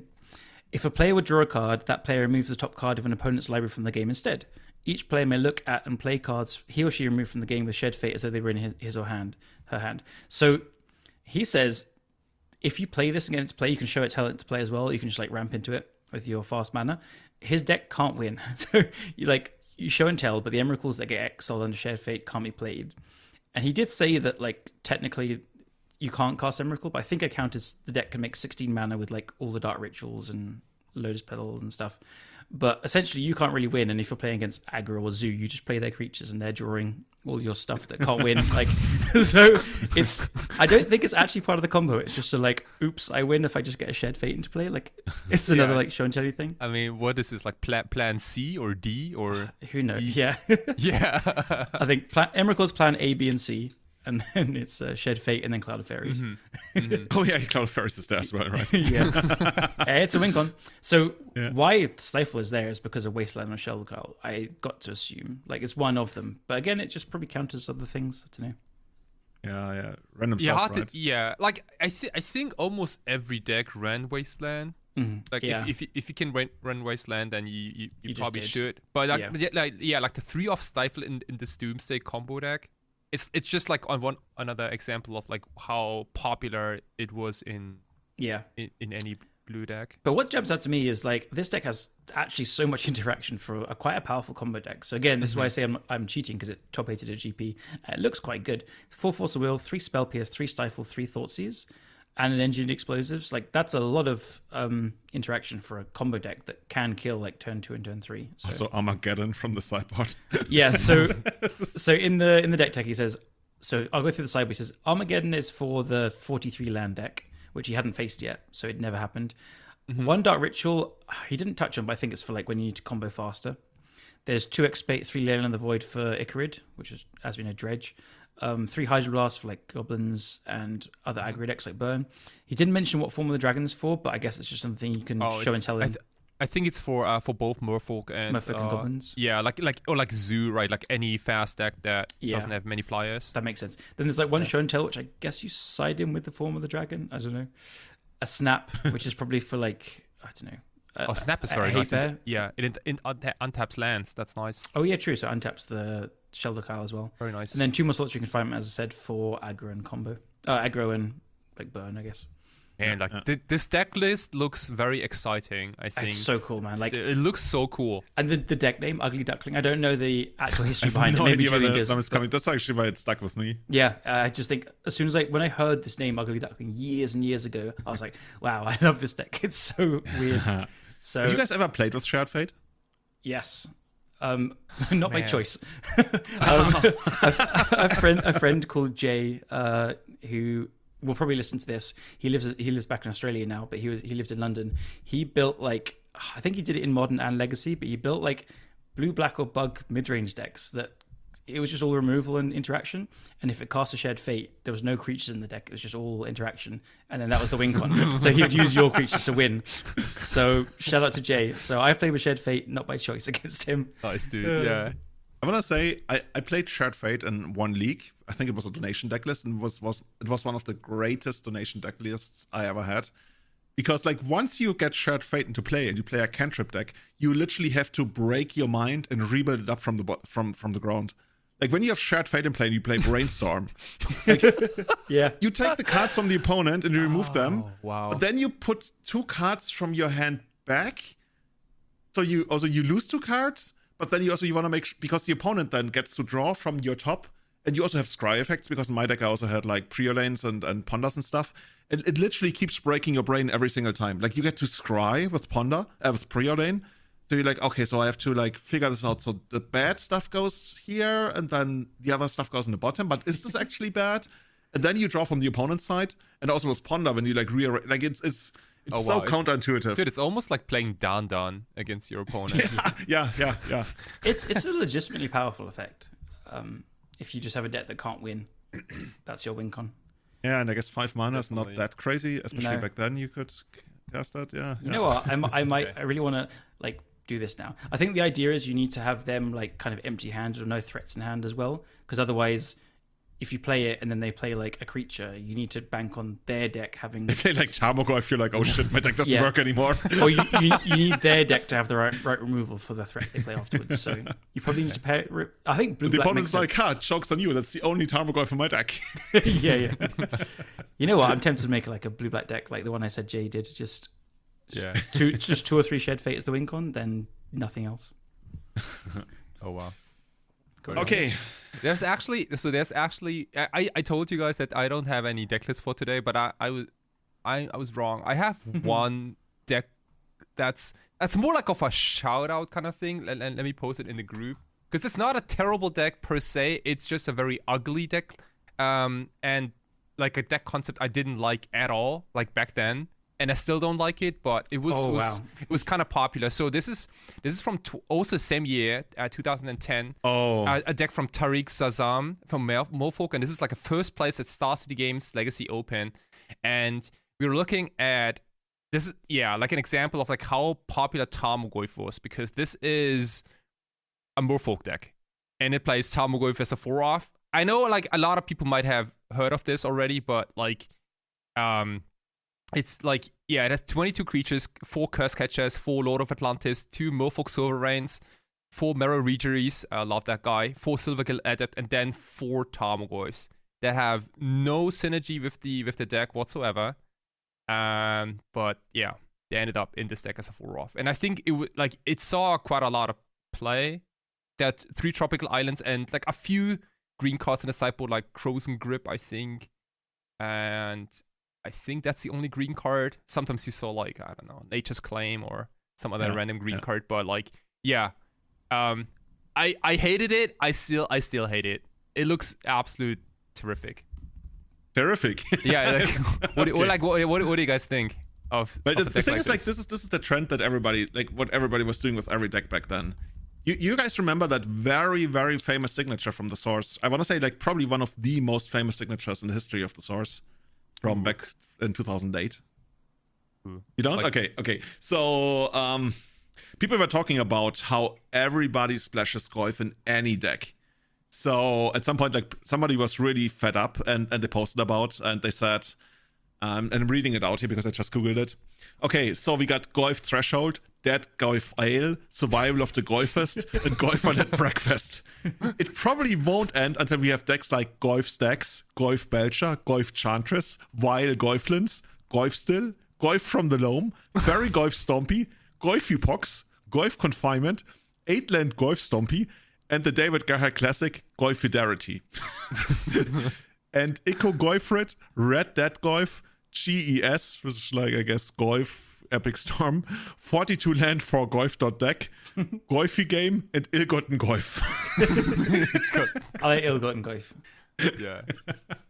Yeah, this is like literally what everybody was doing back then. Like, Goyf was being splashed into anything. Like, I want to say, like, in 2010, not so much anymore. Like, the hot thing back then was to splash black, like Cited it, because back then, like, you had to beat well, in some parts Sue, but most importantly Maverick, because like this year was the rise of Maverick, and people were like, oh, let's play Perish, right? Perish, but also Nature's Ruin. Nature's Ruin is the one that you can regenerate against, which I guess matters for Thrun. But yeah, good point. But yeah, this guy Tarek was still playing Goyf and Maverick. Would you guys say that Tarmogoyf was like one of the first like power creep cards in Legacy?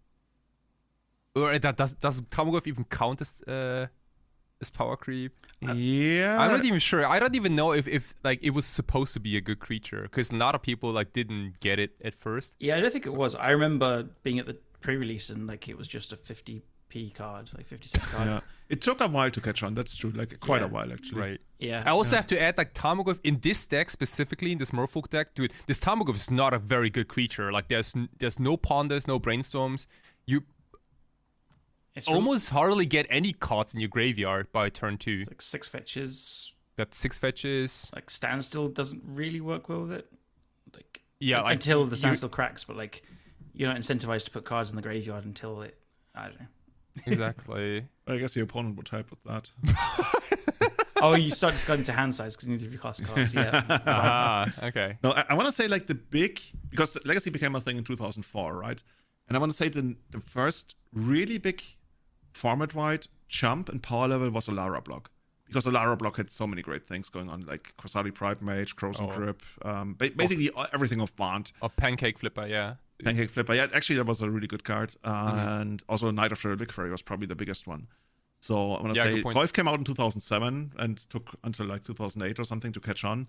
But Alara was really like the first time the format as a whole got bumped up quite a bit and changed with that.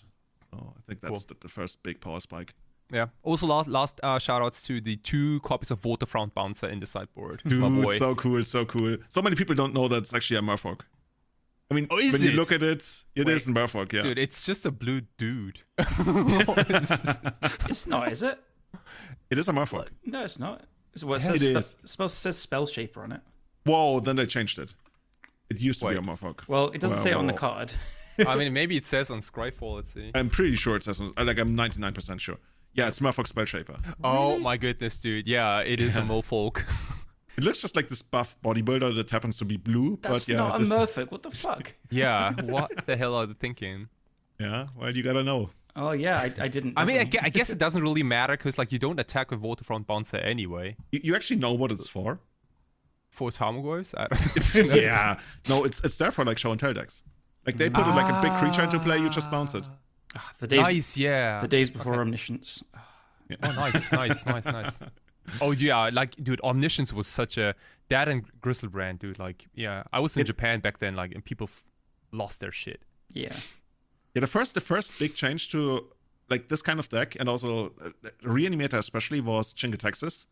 But like Jingle Texas was soon overpowered by Grizzlebrand. But Jingle Texas, when it came around, it was the first time where you felt like, oh, they just need to get one thing out of show and tell, and that wins immediately, almost immediately.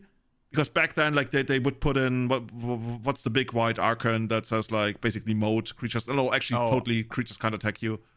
Oh, Archon of something, right? Yeah. Because that's like they would get something like that to stabilize, and then maybe another creature and Sphinx of the Steelwind. Like on average, I want to say they would get 2 creatures to beat you. Because even something like Inkwell Leviathan, which was probably like the best one back then, you could often just raise Inkwell Leviathan. And yeah, so after Jingle Texas came around, and you were like, oh, so if I'm not winning, I'm actually losing.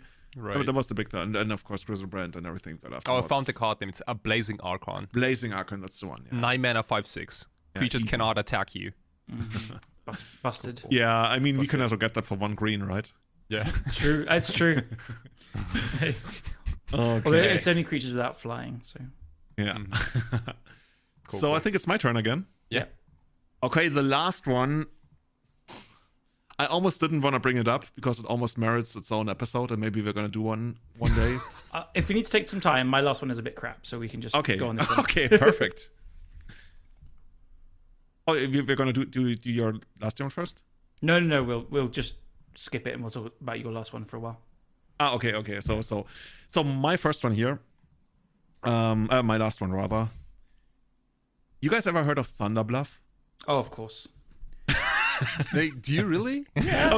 Kai, you don't know Thunderbluff? I do not know. it's Okay. Don't tell him anything. Okay. I'm just gonna post this here, and Kai, you will get to experience this for the first time. I couldn't even tell if it was like a combo deck, a control deck, or an aggro deck. Or But how would you? It's a bit of everything. Really. I couldn't even guess. I mean, let me this find deck the screen this here. deck was so powerful back then that I'm surprised you haven't heard of it. Yeah, that's actually the really weird thing, because like you don't know a lot of the early ones. I can tell, but This deck was like meta defining. But in some way, I guess. Yeah, dude, I'm so bad. I have too many screenshots, and I have screenshots of my computer, and I try click minimize, and then I realize, oh, this is just a screenshot. This is like the true boomer style. Okay. This is such a good one to do. I mean, is it as mind-boggling, ridiculously format-wracking as the other decks? It might actually be. So while we're waiting for Julian to bring it up and Kai is in suspense, listeners, if you don't know Thunderbluff, you're in for a wild ride. Okay, I got it here. Kai, check this out. Okay. So I'm ready. This is the first version of Thunderbluff. By today, we are up to version 3.0. Versions 2.0 and 3.0 were actually coined by Kinda, I want to say. Yeah. This one, No, what? this one came out, like development on this one finished in 2006. It was released back then. And over the course of the next, I don't know how many years, it got 2,200 replies. Once again, listeners, we are not picking random decks that somebody posted and then like three of their friends commented and that was it. This was like a deck that was like in a format. It says former deck to beat Thunderbluff, and I guess that's fair, but back then... The first line is former deck to beat Thunderbluff's Legacy's premier combo. Legacy's premier combo? Dude, we're talking about 2006, okay? Okay, so let's see what this premier combo deck is. So we got... So the lands, we got 4 Sulphurous Springs, the Pain Land, 4 Badlands, 3 City of Traders, 4 Sandstone Needle, I think it's the red one that comes into play tapped, I think, and then 1 Tabernacle. Okay. Now, now comes the creature part, and I think I have to look every form. Oh, I can tell you, I already preloaded those. So if you need any help, just tell me. Okay, so it's mono 4-offs. It's like this deck is actually quite quad laser like. So pretty well developed, right? Yeah, yeah. I mean, it's a premier combo deck. So 4 copies of Talroom Piper. You know that one, right? I don't know any of those dudes. Dude, it's Talroom Piper is one of the best ones in the deck. Are you kidding me? It's a 5 mana, but you get a lot for the 5 mana. It's a 3/3, and all creatures with flying have to block it. Yeah. It's like Anti-Delver, basically. Oh. So the flavor text says, when Talroom began to play, the dragons fell from the sky to squash the obnoxious noise. Oh, it's a red creature. Oh, now I get it. Yeah, there we go. There we go. Wow, Sandstone Needle, Badlands, Cypher Springs. Dude, I've never seen this card in my life. What? And I thought, like, dude, I thought I saw like most Magic cards already, but I thought you were a combo player though. yeah, this is from Visions. All creatures with flying able to block Terran Piper do so. Yeah. Wow, this is so odd. Why would you want to play this? But you can basically, like, it combos with other cards in the deck, especially another grunt, and then, like, later on you send it in, and, like, you take out all of the flyers. And the flavor text is actually pretty on point, right? Because, like, it attacks, and all the flying creatures, they get angry, and they kill themselves just to shut down the Piper. Okay. It really worked. And you can sneak attack it in as well. Oh true. shit, there's a sneak attack in the deck Of too? course there is. Dude, there's 4 sneak attacks for Lotus Petal, for Didgeridoo. Well, For like, Chrome Mox, for Desperate Ritter, yeah. Okay. For Ruby Medallion. I mean, you're throwing this bad boy out turn 1. Okay, Seeding Song. Oh, dude, this is so much fast, You man. can Seeding Song into Talrum Piper. yeah, Terran Piper is another good one. And Talrum Champion as well as 5 mana. Yeah. So Okay, like, what does a champion do? Like, dude, we need like full explanation of all the creatures. the Champion is a 3/3 first strike, and it's got some other like blocking thing. So it's 5 mana. Sorry, 5 so mana, 4 colorless and a red. It has first strike, and when it blocks or is blocked by any creature, that creature loses first strike until end of turn. So this is basically like your 3/3, and you make sure that you're the only 3/3 with first strike. That was right? very relevant back then as well. Yeah, especially in a mirror match. Yeah, exactly. Yeah, like if you Before got the Taram Champion advantage, like you could actually ride that one to victory. Like if you're the first one to attack with it, they couldn't really block it because they would lose the first strike and stuff. So Or, yeah. unless they have a champion themselves, and they can't. Stick Yeah, it out. okay, yeah, okay. Yeah. That was the thing. So that was Okay, the mirror tech basically was the champion. So basically, we're looking at a Minotaur Stompy deck. Right? Yeah, you except need to get that- the Minotaur advantage. except you can like you have like 3 different ways to cast your Minotaurs. You can either Seeding Song them out and on as soon as turn 1 or turn 2, or you can sneak attack them in, or you can didgeridoo them in. God, this is so janky. This is ridiculous. You gotta read the intro text. Oh, yeah. Legacy has been without a true solid combo contender for over a year now. That time is over. After thorough development and testing, Team Unicorn has perfected the format's most consistent competitive combo deck. It has positive matchups against nearly every deck in the field due to its sheer speed, consistency, and board control. Behold and rejoice. Thunderblast. Dude, yeah, all good matchups. What should I say? Yeah. Yeah, we're gonna get to that in a moment. all good matchups. Yeah. So also we have 4 copies of Labyrinth Minotaur. That's actually one that's like you kind of need the didgeridoo for, unless I guess you could also put one onto Chrome Mox or use your Lotus Petal, because that one is 3 colorless and a blue. Blue Minotaur. Yeah. By the way, it was drawn by Anson Maddox, and I think Kai, you like that guy, right? Yeah, dude, I love Maddox. Yeah. See, that was him and Tadine, yeah, big fan. Yeah. It's a 1/4. Whenever Labyrinth Minotaur blocks a creature, that creature doesn't untap during its controller's next untap step. Like, this is basically how you pull ahead in creature combat. Like, imagine they attack with the Inkwell Leviathan, you block with this, then it's like dead essentially. Yeah, and you don't even like run islands, so they can't even island walk you. Just, it was like a very metagame deck. I don't know what's funny. No, it was really good. I'm dead serious. So where's there's a Tabernacle in there as well, by the way. Yeah, why is this a combo deck again? Yeah, usually Annabelle Grunt works well with it, but like overall, like you also have the didgeridoos. Like that's how it works pretty well. Like you can put anything in, really. Like we have some other Minotaurs that combo with it. For example, Tangath, Tyrum Hero. That's also a 4/. That's actually wasn't it? Yeah, Anibu Grunt was the best one in the deck, wasn't it? Yeah, that one was basically that was the final development cycle, how they fixed everything. That's it, yeah. Yeah. So Tangath, Tyrum Hero. That's a 3 colorless, 2 red Minotaur Legend, 4/4. It has Vigilance, and you can pay a colorless, a red, and tap it, which works really well with Vigilance, by the way. Tangath deals damage equal to its power to target creature. That creature deals damage equal to its power to Tangath. So this is like Double Strike before Double Strike became a thing. Yeah, fight, basically, right? Okay. Mm-hmm. Yeah, kind of.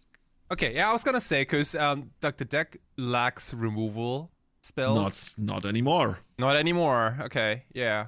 Yeah. Oh wow, this dude, it's a legend, and you play it as a 4/. That's bold. Yeah, I mean the deck was pretty well developed back then. Yeah. Also, like if you need to take down something bigger, you would also just play Annabelle Spirit Crafter, which is a 2 colorless, 2 red, 1/3 Minotaur creatures. You get +1/+0, and like this one is deceptive because a lot of people miss this, but it pumps itself. So it's nice. actually a 2/3. So people made like the worst blocks possible because they thought it was a 1/3, but it's actually a 2/3. And like it pumps your first striker, which is relevant. It pumps your Tangarth to destroy other stuff. Like it's pretty good. Like that's also like the stuff you wanted. Okay, yeah, nice. I didn't even know that there was a lord for Minotaurs. Oh, dude, yeah. Yeah, I don't know if Minotaurs need a lord effect, but nice. Okay. Yeah. Oh, there's also like a one-off sort of light and shadow in the main deck. Yeah, you need to recur the Minotaur. It's like if you have the which one, the champion, like they trade with each other in the mirror, then the sword will get like the champion's back. Definitely. Yeah. Late game recursion. Yeah, I get it. If the opponent isn't looking, I guess. Wow. So yeah, what do you feel about this? This remember, this is 2006. Also, like they played really weird stuff in the sideboard. Like it doesn't show here. They played Nova Pentacle in the sideboard. It's from Legends. Actually, how much? It costs 30 euros right now. It's an artifact, 4 colorless, and you can pay 3 colorless and tap it. Redirect damage done to you from one source to target creature of opponent's choice. Oh, that's not too bad because all your creatures are huge. So it's like pick your poison, right? And like, is this against burn maybe? Well, it's like lightning bolt's not gonna. Oh no, a lightning bolt actually kills most of your Minotaurs. So. Well, that one is addressed later on in the guide. It's funny that you spot that weakness. It's actually literally addressed in the guide. I'm gonna get to that in a moment. So yeah, this one is on a reserved list, and apparently it comes in almost every single matchup that I looked up. So yeah, the matchup guide, I only posted the screenshot. We're gonna post. Actually, I can't post the link to the thread because it's locked. Like I can only see it because of my moderator thingy. Because I was trying to look it up and I wasn't logged in, and it was like, no, this is forbidden information. Like these are like the ancient scrolls from the Vatican. You need to post some screenshots then. Yeah, let's do that. But yeah, I looked up everything. I read the entire primer, and this is really deep. So you guys, I think you see some of the matchup analysis, which is like really extensive. I think they analyzed like 25 matchups. They played like, I don't know, 500 matches or something. So let's start out with Threshold. They have an 83% win rate against it.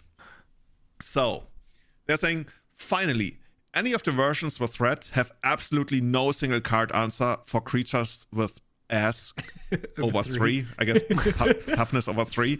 This is an extremely good matchup. I mean, how does like tempo beat a didgeridoo? That's the big one, right? They talk about that quite a bit. Like didgeridoo is a big one that you can't really, like, I guess you can stifle it once, but good luck with that. You can't. So yeah, this was like one of the big things why this deck was so powerful in the format, because Threshold back then, like, it really picked up after GP Lil in 2005 and like 2006. Like the format used to be in the grasps of Threshold, but yeah, then Thunderbluff came along. And Uber Grunt destroyed the format. Yeah, that was the final edition. I don't know how people missed that for so long. Also, like here, actually you guys can see it in the Landstill Primer style. So they actually removed 2 from the main deck. This was one of the few matchups, so you didn't want the Grunt. Right. But overall, like, you had 89% win rates against Landstill. It makes sense. They can't beat didgeridoo as well. But you even get to 89% in 10 matches. Anyway. Okay, so their reasoning is, this usually isn't even a fight. All incarnations of Landstill live and die by card advantage and simply cannot gain it against us. Beware of Wasteland Lock via Crucible, though. Fetch plenty of basic lands early on and prevent this possibility. How do you fetch basic lands in this deck anyway? But yeah, 89%, I mean, that pretty much says it all. Also, they bring in Elopile. Isn't that? I think I know what that is, but I want to check. Oh, yeah, it's a shot. It's a spell bomb before spell bombs were printed. Yeah. I used to have that in my commander deck. Yeah, I think it's like a 2-mana artifact, and you can crack it for like a colorless and shock something. Yeah, I think that's pretty much it. Yeah. I think I had it in a legacy deck even recently because it was like a colorless source of damage against Mother of Runes. Ooh. Yeah, I think it was some combo deck I had it in. Amazing. I guess it's to kill Mishra's Factories. Yeah. So, that's actually a good point. So, here we go. Versus Rifter, which was another dominant deck, but also kind of on the decline back then. 100% win rate.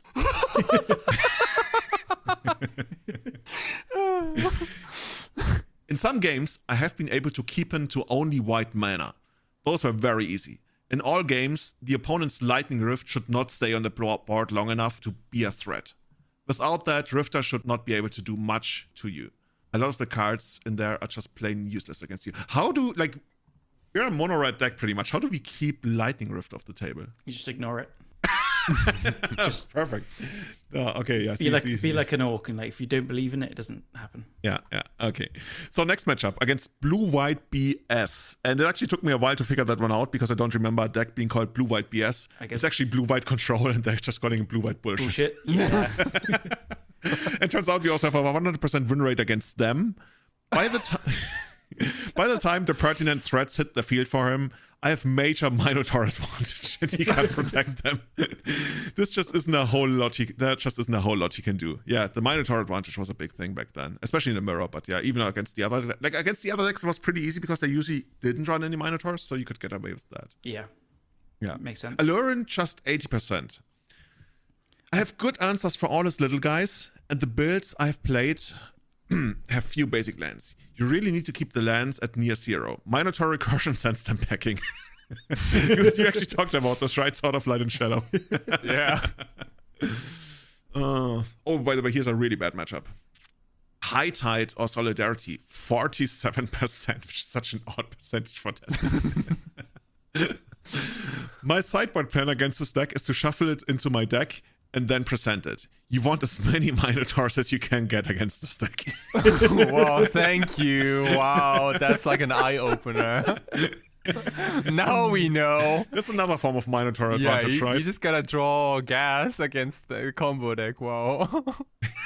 Okay, that's funny. Yeah. So I just realized that like legacy decks in general used to run way more equipments compared to like nowadays, right? Because like running like random like GTS and Swords of Light and Shadow and whatnot like in main decks without Stoneforge Mystic was pretty much a thing. I think the Merfolk deck we talked about earlier also had like 2 GTS in the main deck. The thing is, you had more time. You did have a lot more time. I mean, you had to upgrade your very mediocre creatures. Yeah, that too. But overall, you had more time to just make the equipments work. So that helped quite a bit. Yeah. So I think I found another version of it where they talked about like using what's it called, artificial evolution or something, where you change the creature type on Emrakul, so you can put an Emrakul for Didgeridoo. So at some point they were also like talking about using Mist from Ultimus over Anabagrant. So the Infamous Spear Assassin was like Mist from Ultimus in place of Anabagrant. I still consider this a debatable slot. Anabagrant does give you a slight tempo boost, but sometimes its drawback will lose you the game. And then the guy who made the deck literally just like there's a whole paragraph about why they think Mist from Ultimus is good. And then the guy who made the deck literally just replies, actually, once I started playing Anabagrant back in the day, I haven't dropped him. And then that pretty much settled it. I was always on Team Anabagrant. Yeah, for sure. It just made the deck tick, really. Yeah. I was like, I think that was the first card that really spiked when people invested heavily into it because they couldn't find it anywhere. So it was like sold out. Actually, I know we keep bringing kinda up my friend Patrick. He heavily invested in them. He had tons. Yeah, he's loaded now, right? Yeah. He just lives off the profits of Anabagrants. Yeah. But he's a big Thunderbluff fan because, as you said, he built the deck again like years later, and he definitely has footage redo. Let me tell you that. The thing is, like, he submitted it to me as a donation deck list back in 2019. That was it, with Boris Battle Shaper, which... Yeah, we shaped all the battles. We endearingly call it Boris Format Shaper. Dude, I think I even played it in some kind of, like, tournament that's... Some online tournament, like, pretty big online tournament that was organized. No, and then I played against, and I think I lost even. Like, anyway. For a while, the deck... Like, guys, do you think, like, the Didgeridoo is ever gonna come out big? Like, let me check how much it is now. I mean, it could be. It might, right? It has so much potential. Like, who knows? Maybe if there is like a new Minotaur set. It's reserve list, right? Is it? I think so. Yeah. Oh, I don't know. I'm like 80-90% that the cards on the reserved list. Okay, it has so much potential, right? Like it. Yeah. Who knows? Maybe like one day they're gonna release like a crazy Minotaur set or something. So right now it starts at like €3.50, €4 on Magic Online, on Magic Card Market. And it's a rare, so it might be on the reserved list. It is on the reserve list. Let's just check. Okay. So everyone, in case there's another Anuba Grunt comes along, get your Digijuice now. Yeah. And it's actually kind of funny that people don't play the card anymore, but I guess it has been somewhat outclassed by some of the new. I don't know. It could still have a place in the format. Like absolutely. I think like at this point, like any card that generates lots and lots of mana or cheats on mana has so much potential. Oh, I mean, Anuba Grunt. I think it could be played in Legacy again. But I mean, the funny thing is, like, people think about Didgeridoo right now, but Anuba Grunt was actually a card that made people discover Didgeridoo. Yeah. So people were like, oh, we can actually use that to get into play uncounterably. Yeah. And then, like, if you get it on board, they just can't come back. This is why they're so good against blue-white control, right? It's just they can't come back. Blue-white bullshit. Yeah. And it combos so well with the captain that pumps the team. Was it the Annabelle Spirit Crafter? The champion, Talrun champion. Oh yeah, that one as well. Yeah. Isn't that the first striker? Yeah. But like if you double block, it'll take away first strike from the other creatures. Yeah, twice even. Yeah, exactly. So Kai, what do you think about this deck? Remember, this is like 2006. So, I mean, since the deck has only good matchups, like 83%, 100... High Tide was bad. High Tide was bad. High Tide was like 47%. Oh, 47. Okay, I mean, that's kind of terrible. I guess, but again, like, you need to draw all your Minotaurs, right? That's the winning recipe, so... Unless you had the Grunt. If you had the Grunt early, it was fine, though. Yeah. I think this deck is probably a blast to play, because it's basically just fast mana and, like, a lot of, like, Minotaurs, and that's the whole deck. Somebody should actually put this together. You do one thing, right? But you do it fairly quickly. That's it. That's all I have to say about this deck. Empty mind, don't empty sound heart. convinced, honestly. Like, wait, like, do you guys actually think this deck was good back then? It was. Like, it had all positive Really? matchups.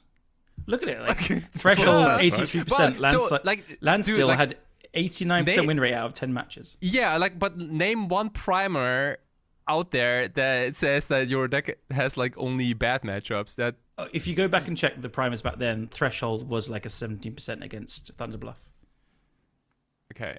Probably. I can't believe you're still with us, Kai. Yeah.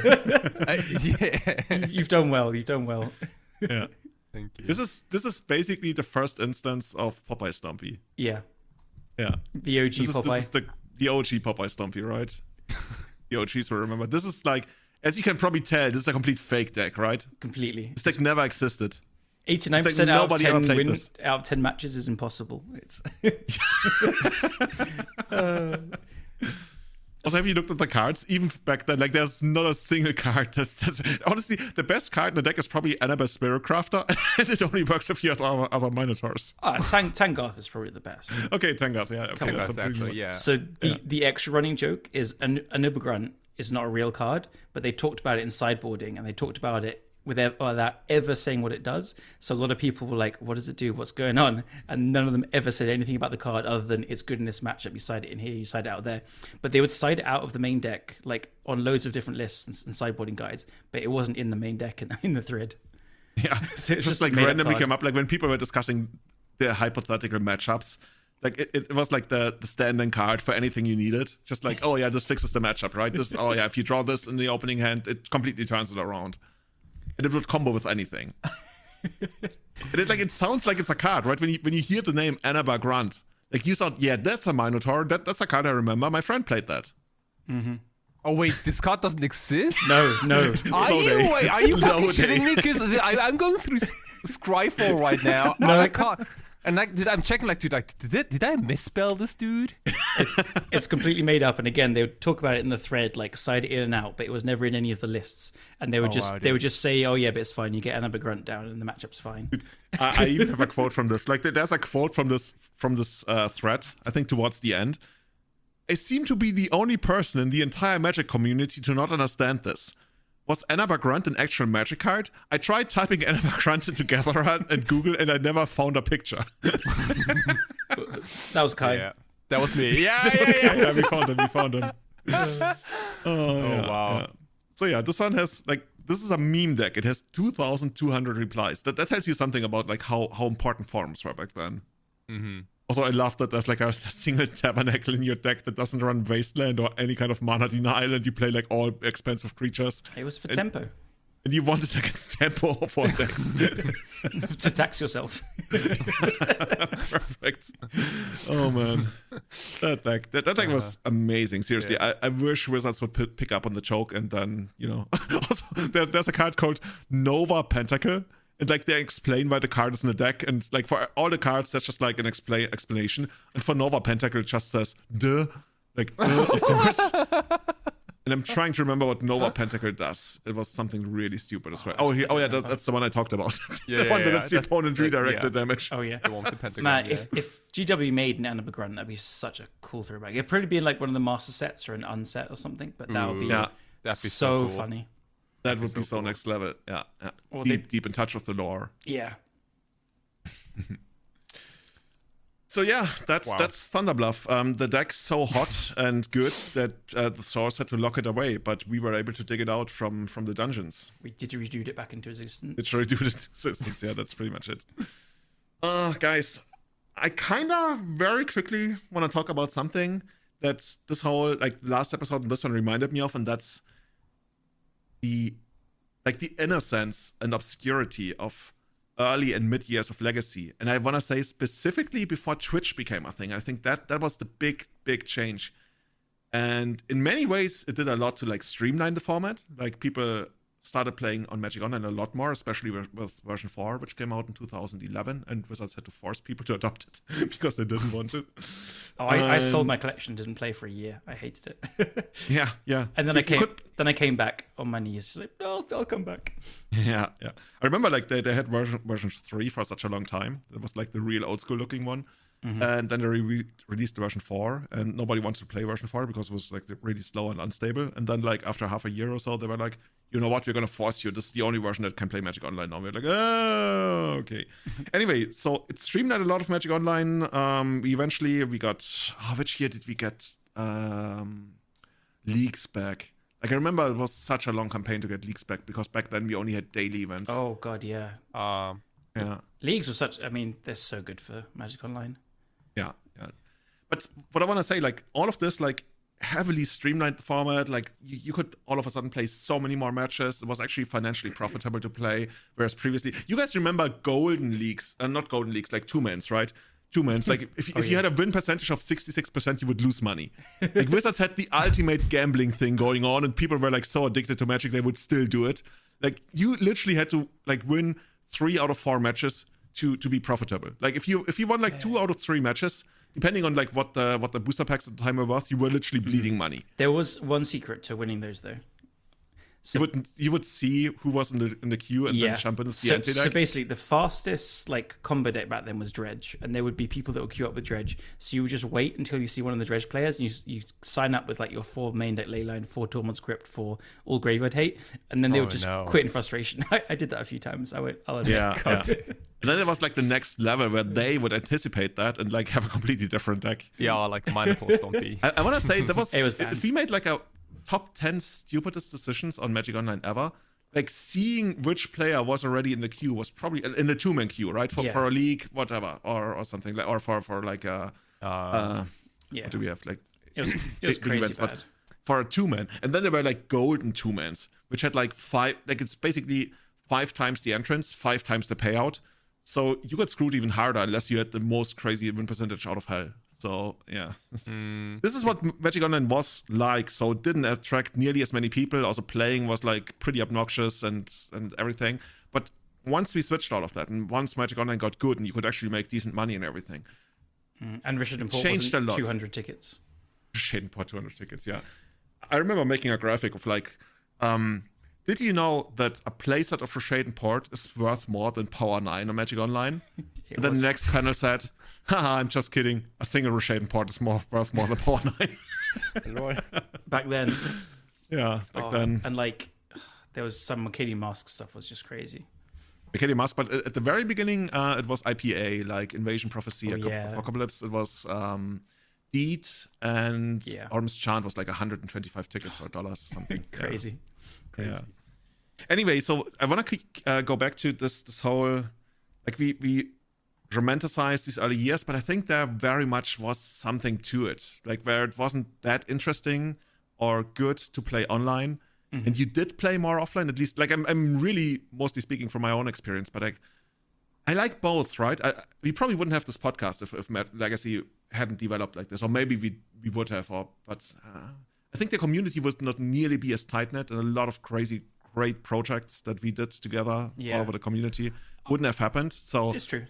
I feel like you could brew more back then. Like things were more open. The format now is so hostile to brews, like because of power creep and stuff. It's power creep, but it's also, I think people weren't trying as hard because there was not as much as incentive to try as hard. Yes, that's fair. And there was a whole lot of mystique and stuff because you just didn't know better. Like you played these stupid decks you saw on the source, and you had fun and everything, and it was like less competitive. I don't know. So the older I get, the more I realize that the hobbies I enjoy the most are the ones where I don't feel I need to get competitive and can just enjoy them for what they are.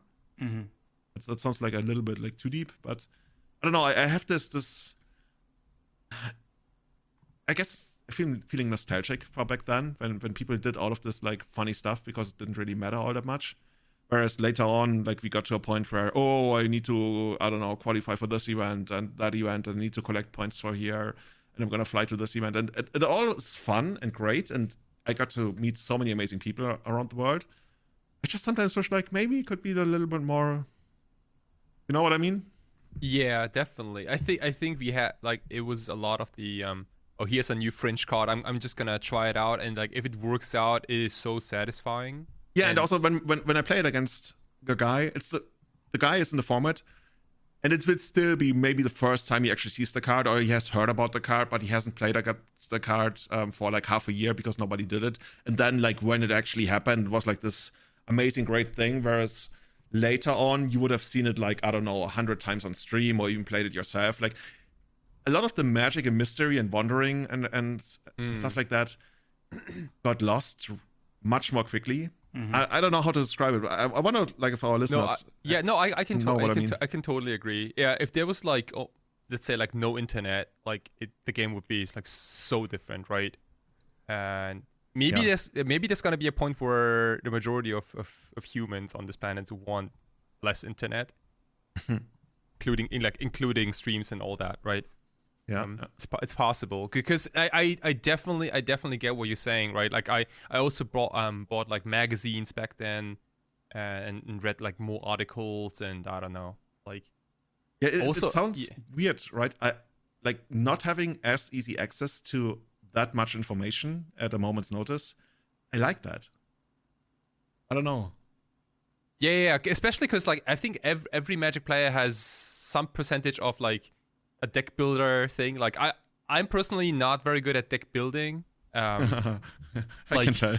Yeah. Wow, harsh. Wow. I mean, you gotta look at the 4 Nimble Mongoose 2 Oko deck list. Dude. That's like my peak deck building skills. But yeah. I'm just thinking about this quite a lot.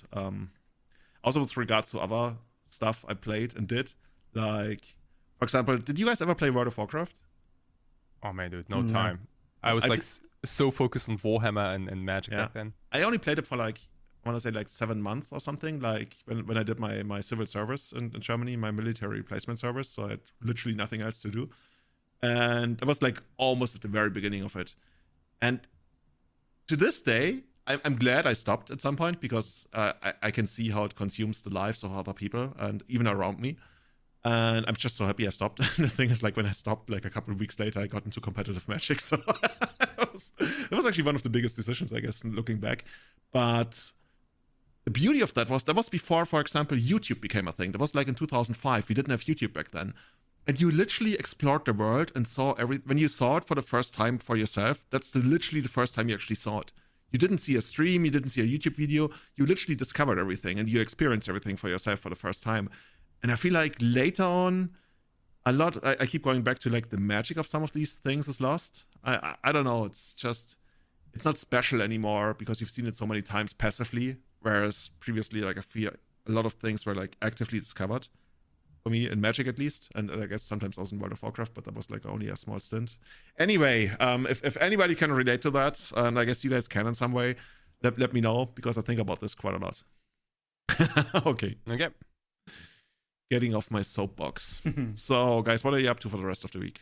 I'm pretty chill. I'm looking after my cousin's dog, so just gonna like chill at home, take it for long walks on the beach. Awesome. Yeah. Which kind of dog is it? It's half terrier, half something else. Sorry, not terrier. Collie. Half collie, half something else. It's been confirmed to be a dog. Yeah, it is. It's a beautifully cute, scruffy dog. Yeah. Awesome. Nice dude. Yeah, I think I'll probably I don't know. I'm probably gonna play a bunch of Magic, a little bit of Legacy, probably brew a little more on my Commander decks. I also picked up CDH just very recently. Yeah. Challenge Kai, play anything other than pre-modern. Yeah, man, dude. Like, I don't know. Actually, I don't know. I've been playing way more leagues than usual recently. I have picked up Miracles again. I've been playing Miracles, which is always fun. Like, the one with Brain Surge. Yeah, Brain Surge. Oh is shit, good. dude. Yeah, definitely. Because the deck, cool deck, like, was good before, but I just was never able to beat So Microspawn. So I'm like, I'll try again. First 2 leagues were 4-1s, so losing to like Show and Tell. So oh yeah. You know what? I think it might be quite good. That's good, dude. I'm glad you brought it up, because like the Sowing Microspawn, dude. I almost forgot about this card getting banned.